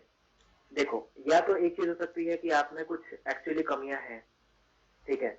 अगर आप में एक्चुअली कमियां हैं और तो उसके लिए आप कुछ कर रहे हो सुधारने के लिए, राइट, क्योंकि आपको जाना है काफी अच्छी ऐसी रिस्पॉन्सिबल जॉब में, फील्ड ऑफ लाइन में, तो आप उसके लिए कुछ कर रहे हो। तो ये, या फिर आप उसको एडमिट कर सकते हो कि हाँ भाई मेरे घर वाले कहते हैं खाना नहीं खाता है टाइम से, बिकॉज मैं काफी उस पर ध्यान देता हूँ अपनी ट्रेनिंग वगैरह पे, तो उसके लिए मैंने आजकल थोड़ा ध्यान ध्यान देना शुरू किया। ऐसा कुछ लिख सकते हो। ओके तो ये लिख दो कि हाँ वो मेरे को डांटते हैं कि खाना नहीं खाता टाइम से, because I am too busy for with my office work, ऐसा कुछ लिख सकते हो। ओके तो I am trying to avoid that. तो इसको फिर आप उसमें लिखोगे things I try to improve में, कि भाई मैं थोड़ा और प्लान करने की कोशिश करूंगा ताकि मैं अपना डाइट और स्लीप ये सबको मेंटेन करूं और हेल्दी लाइफ जीऊं। मतलब ये आप लिख नेगेटिव सकते भी हो तो उसे प्रेजेंटेबल फॉर्म में लिखो, जिससे वो साउंड पॉजिटिव हो कम से कम। हो। am I right over here? हाँ, हाँ, मतलब पॉजिटिव जरूरी बनाने की जरूरत नहीं है, बट अगर आप में कुछ बड़ी दिक्कत है तो आप उसको सॉल्व कर लो जाने से पहले ही। अच्छा। पढ़ते नहीं हो तो पढ़ना चाहिए, बिकॉज पढ़ते नहीं हो दैट मीन्स आप इरेस्पॉन्सिबल हो, और responsibility as you can see की बहुत बड़ा ऑयल की है। जी तो जी। आप लोग उसकी कमी नहीं होनी चाहिए कि भाई पढ़ता ही नहीं है, तो मतलब आप क्या कह रहे हो, आप स्पोर्ट्स तो नहीं खेल रहे। या तो आप ये लिखो कि मैं खेलता हूँ इसलिए पढ़ नहीं पा रहा, तो घर वालों को पता है वो बात भी, वो मैं वो खेल में they ask me to stay ahead in my sports and something. या फिर आप उसका लिखो ओके, कि भाई पढ़ता नहीं है तो नहीं पढ़ता है, पढ़ना शुरू कर दो, तो समझने क्या है। अब आते हैं हम पर्सनल इंटरव्यू पे। तो पर्सनल इंटरव्यू में बात करें तो कैसे बैठना है, क्या करना है, या किस तरह से जवाब देना है। जैसे सीआई की फॉर्मेट होता है जिसमें आपका रैपिड फायर हो गया, जीके क्वेश्चंस हो गए, एंड देन सिचुएशन बेसिस होता है, तो इनकी नॉलेज आपको कहाँ से मिली? हाँ, तो जैसे मैंने बताया था कि वो नटराजन सर वाली जो सीरीज थी उसमें भी जैसे आप देखोगे तो उन्होंने काफी 3-4 लोगों का इंटरव्यू लिया है। तो वो स्टार्टिंग से आपको बताते हैं कि मतलब आपका पोस्चर क्या होना चाहिए, आपको कैसे क्वेश्चन के आंसर करने हैं, अगर आपको नहीं आता है तो आपको कैसे बोलना है, आपको गेस्ट वर्क अगर करना है तो पूछ के करना है कि हाँ भाई I want to sir, I don't know this for sure but I want to try it. तो आप ऐसे पूछोगे। उसके बाद आप अपने अपने बारे में कैसे सब कुछ सच बताओ, these are the things that are highlighted in that video. तो इससे आपको देख के थोड़ा लगेगा कि नहीं, मतलब मेरे को कुछ भी झूठ नहीं बोलना है, जो लोग बताते हैं कि नहीं स्पोर्ट्स नहीं खेला तो उसमें लिख दो सीधा, क्योंकि आपके पीआईटी में भी सही सही लिखना है और जो पूछे वही बताना है एग्जैक्ट, बिकॉज वो फिर कोरिलेट करते हैं। ओके। तो ऐसे आपको। अच्छा, यहाँ से एक डाउट लोगों का, बहुत लोगों का आता है कि यार मैंने कभी स्पोर्ट्स नहीं खेला, I was never a sports person, तो आर्मी वाले तो मुझे कहाँ सेलेक्ट करेंगे? तो ये गलत है कि ये सच बात है? नहीं, सच्चाई है, बिकॉज मैंने भी बचपन से कोई स्पोर्ट्स नहीं खेला ऐसे। कॉलेज में कुछ चीजों में मैंने पार्टिसिपेट किया और मैं वहाँ पे कुछ चीजों में था काफी अट्रैक्टेड वहाँ पे। बट उसके पहले स्कूल में मैंने काफी मतलब पढ़ाई पढ़ाई पे ही ध्यान रहा और काफी इतना कुछ खेला नहीं। सो नेसेसरी कंडीशन तो बिल्कुल नहीं है मेरे ख्याल से। ओके, तो आपने भी कभी स्पोर्ट्स नहीं खेला, तो ये कुछ इम्पैक्ट करता है रिकमेंडेशन में कि स्पोर्ट्स में आपको दिखाना पड़ेगा पीआईक्यू में कि स्पोर्ट्स खेला है मैंने? नहीं, आपने थोड़ा बहुत तो खेला ही होगा, बिकॉज अगर आप बिल्कुल ही कुछ नहीं खेला है, एकदम बचपन से कभी छुआ भी नहीं किसी गेम को, तो उससे शायद मेरे ख्याल से दिख सकता है कि आप सोशली एक्टिव नहीं हो। बिकॉज हम खेलते दोस्त बनाते हैं खेल कूद से ही, तो आपको थोड़ा बहुत आपने जो कुछ भी लिखा है, जो कुछ भी किया है, उसको अच्छे से लिखना पड़ेगा कि हाँ भाई मैंने अगर चेस भी खेला है तो मैंने खेला था, मेरे फ्रेंड्स थे इस वजह से मैं उसके साथ खेलता था, टूर्नामेंट खेला है, क्या किया कैसे किया। नहीं मतलब मेरे कहने का सेंस है स्टेट नेशनल लेवल की बात कर रहा हूँ, हर इंसान पढ़ाई में ही नहीं होता नहीं है या कुछ? नहीं नहीं, बिल्कुल नहीं, बिल्कुल नहीं, बिल्कुल नहीं, स्टेट नेशनल लिखना बिल्कुल जरूरी नहीं है, और हर इंसान खेलता भी नहीं है। तो ब्रैग करने से अच्छा है, आपने अगर स्कूल पे भी खेला है तो आप स्कूल लेवल पे लिख दो कि हाँ भाई मैंने खेला है। Okay, as extra curricular activities आपने खेला, आप ऐसे मेंशन कर जी सकते जी, हैं। Okay fine. बिकॉज वो मोरल स्टूडेंट्स ये देखते हैं कि सोशल अडेप्टेबिलिटी आपकी कैसी है, अच्छा। कि मतलब आप ग्रुप में खेलते हो, कौन सा गेम खेलते हो। अगर आपने 4 गेम खेले, चारों इंडिविजुअल गेम्स हैं, तो फिर आपसे पूछेंगे कि आपके दोस्त कितने हैं, फ्रेंड्स, तो आप बताओ कि मैं मेरे तो एक दो ही फ्रेंड है, तो उनको लगेगा शायद लोनर तो नहीं है ये। तो these kind of things are tested कि आपके ज्यादा लोगों के साथ आप कोई गेम ही नहीं खेला, आपने क्यों नहीं खेला। फुटबॉल खेला है तो ठीक है, अच्छी बात है, कहीं तो भी खेला हो। नेशनल खेल के वो आर्मी में आपसे फुटबॉल थोड़ी खिलवाएंगे, बट आपने खेला हुआ है मतलब स्कूल लेवल पे भी, जोनल लेवल पे भी, तो उनको लगता है कि नहीं भाई चलो ग्रुप के साथ पार्टिसिपेट करता है, इंडिविजुअली भी करता है। So these kind of things. Okay, अब आगे चलें last part of the interview, conference. So जी। कॉन्फ्रेंस में जब आप गए, तो इस बार का कॉन्फ्रेंस आपका थोड़ा टफ हुआ। जो प्रेसिडेंट ने आपका इंटरव्यू लिया था वो एग्रेसिवली आपसे कई सवाल पूछ रहा था। पहला सवाल तो यही था कि आपने मूंछें क्यों उगा रखी है, तो जी वहां पर आपका क्या जवाब था? नहीं, मैंने तो आपको वही बताया, मैंने बताया कि we are family of Rajput, तो ही इज लाइक कि राजपूत तो राजस्थान में रहते हैं। मैंने कहा सर ऐसा नहीं है, मतलब यहाँ पे बिहार में भी रहते हैं, काफी जगहों पे इंडिया, ऑल ओवर इंडिया रहते हैं। तो बोला अच्छा तो क्यों उगा रखी है, तो मैंने कहा कि because I have seen my father and uncle and everyone at my home, they used to keep mustaches, तो कह रहे दे यूज्ड टू और they do right now also. So I said, okay, sir, they do it right now also. My mistake. So from childhood onwards, I was just looking at their mustaches and I wanted to have a mustache like that. So he's like, okay, fine. But वहां पर So aggressiveness उनकी खत्म नहीं हुई। उन्होंने आपसे कई counter question पूछे, जहां वो प्रेसिडेंट आराम हाँ से आपसे पर्सनल इंटरव्यू पूछ रहा था, बस लाइफ के बारे में, वही एग्रेसिव हो गया एकदम से। हाँ, तो एक्चुअली जब मैं इंटरव्यू के लिए गया तो मैंने देखा उनकी मुझे मेरे जैसी ही थी और भी अच्छी थी इस टाइप अच्छा। की। तो मेरे को लगा कि ये कहीं ना कहीं तो आएगा, बट इंटरव्यू में नहीं आया, तो मेरे को लगा चलो अब लाइट हो गया, अब तो पूछेंगे नहीं। ओके। बट फिर उन्होंने कॉन्फ्रेंस में बैठने से पहले ही ये सवाल पूछने कर दिए मेरे से। अच्छा। मतलब मैंने बैठा भी नहीं था, तो उसके बाद उन्होंने यही पूछा कि अभी जैसे तू, if you join IMA right now, so people will be younger than your age and they will be instructing you things because they will be your seniors. So what do you want to say about that? तो मैंने कहा sir that's not a issue for me, because जिनको पहले सारी qualities develop हो गई, जो पहले जाने लायक थे वो पहले जा चुके हैं, तो वो उम्र में नहीं तो सही, but they are senior to me in their abilities. So I think I am ready right now. So I'll go and I'll take whatever is thrown at me and I'll survive. तो बोलते हैं अच्छा ठीक है, तो अभी क्या किया चेंज, ये सारी चीजें। ओके, आपसे एक सवाल और पूछा गया था, इस बार नहीं हुआ फिर क्या करोगे? हाँ, तो वो लास्ट में पूछा था कि क्या इम्प्रूव किया, पहले तो पूछा। मैंने बताया कि सर मैं जीके वाके काफी इम्प्रूव किया है, अपनी फिटनेस पे ध्यान दिया है, और उसके बाद ग्रुप में भी काफी लोगों से डिस्कशन वगैरह की है। तो उन्होंने पूछा अभी नहीं हुआ तो क्या करोगे। मैंने कहा sir I go home, I join my work, resume my work, I try to excel there, and उसके बाद I am preparing for CDS 1, I already have given that, so I'll prepare for SSB again and I'll come back again. तो बोला अच्छा ठीक है। Then he was like कि क्या improve करोगे इस बार। तो मैंने कहा कि अपनी थोड़ा और जीके इम्प्रूव करूंगा और कम्युनिकेशन को इम्प्रूव करूंगा। और तो उन्होंने कहा कौन सी, वर्बल या रिटन। मैंने कहा सर वर्बल को भी इम्प्रूव करूंगा, रिटन को भी इम्प्रूव करूंगा। उन्होंने कहा चलो ठीक। ओके, सो फाइनली हम अपने इंटरव्यू के अब आखिरी पार्ट पे आ गए। Now there is rapid fire for you. Coffee with Karan देखा होगा, वैसे ही करना है, एसआरटी का शॉर्ट में देना है, ठीक है? टाइम ले लेना, ठीक है? बी ऑनेस्ट, चीटिंग नहीं करनी। पहला सवाल आपके सामने, जब डिलीवरिंग लेक्चर कर रहे हो तो डिफिकल्ट टॉपिक लेना जरूरी होता है असेसर को इंप्रेस करने के लिए या नहीं? नहीं। ओके, अगला सवाल। टॉपिक में आप कॉन्फिडेंट हो, वो उसमें अच्छे से करो, वो इम्पोर्टेंट है। ओके, अगला सवाल, जो फ्रेशर फ्रेंड है उनको अपने 6 एसएसबी के एक्सपीरियंस से क्या कहना चाहोगे जो पहली बार में रिकमेंड हो जाए, एक लाइन में? कहीं से भी टिप्स मत लो, ओरिजिनल रहोगे। ओके, अगला सवाल, जीटीओ में टीम वर्क इंपॉर्टेंट है या बल्ली पट्टा से ब्रिज बनाना? टीम वर्क इम्पोर्टेंट है। इंपॉर्टेंट है। अगला सवाल, one line advice for screening, कि हर बार स्क्रीनिंग हो जाए हम। वो यार में बहुत अच्छा स्कोर करो और नरेशन कॉन्फिडेंट हो, जीडी में भसड़ मत मचाओ। अगला सवाल, current affair English is like money, की जरूरी है पर जरूर ऐसा नहीं कि चाहिए ही चाहिए? नहीं, इंग्लिश तो यार चाहिए ही चाहिए, मोर और लेस। और करंट अफेयर भी नहीं, मतलब चाहिए तो नहीं, अगर आपको पता हो तो अच्छा है, बट मतलब कंफर्म नहीं है कि वही चाहिए समझता है। ओके, अगला सवाल, जीटीओ जब स्क्रीनिंग में गए हो तो कभी ऐसे किसी को देख के मन करा इसका सर फोड़ दो, बहुत बोल रहा है? हाँ, बहुत बार हुआ है, हर बार हुआ है। हर बार हुआ है। आखिरी सवाल, प्रॉम नाइट पे किसके साथ जा रहे हो? प्रॉम नाइट पे देखते हैं, देखते हैं, जो झूठ साथ बोल, रहा, ढंग से बताओ कौन है? जो भी साथ रहा तब तक यार। अच्छा चलिए, ये होता है एंड हमारे इंटरव्यू का। अगर सभी लोगों को पसंद आए हो हमारे अभिषेक भाई की रंगीन वाली मूछें और ये पूरा इंटरव्यू, तो इसे लाइक करो, शेयर करो, कमेंट करो। इंस्टाग्राम, टेलीग्राम, फेसबुक पे हम हैं। ये होता है वीडियो का एंड। अभिषेक भाई, ऑल द बेस्ट, आपको सुन हम यूनिफॉर्म में देखें। बहुत बहुत धन्यवाद, आपको भी बहुत जल्दी देखेंगे। अरे बिल्कुल, सब लोग बिल्कुल देखो सेल्फ सिलेक्शन बोर्ड की वीडियोस, मैंने भी काफी कंसल्ट करी थी, काफी अच्छे क्लिप्स में आपको सब कुछ जानकारी मिल जाती है, तो आप देख सकते हो बिल्कुल। Thank you ma'am.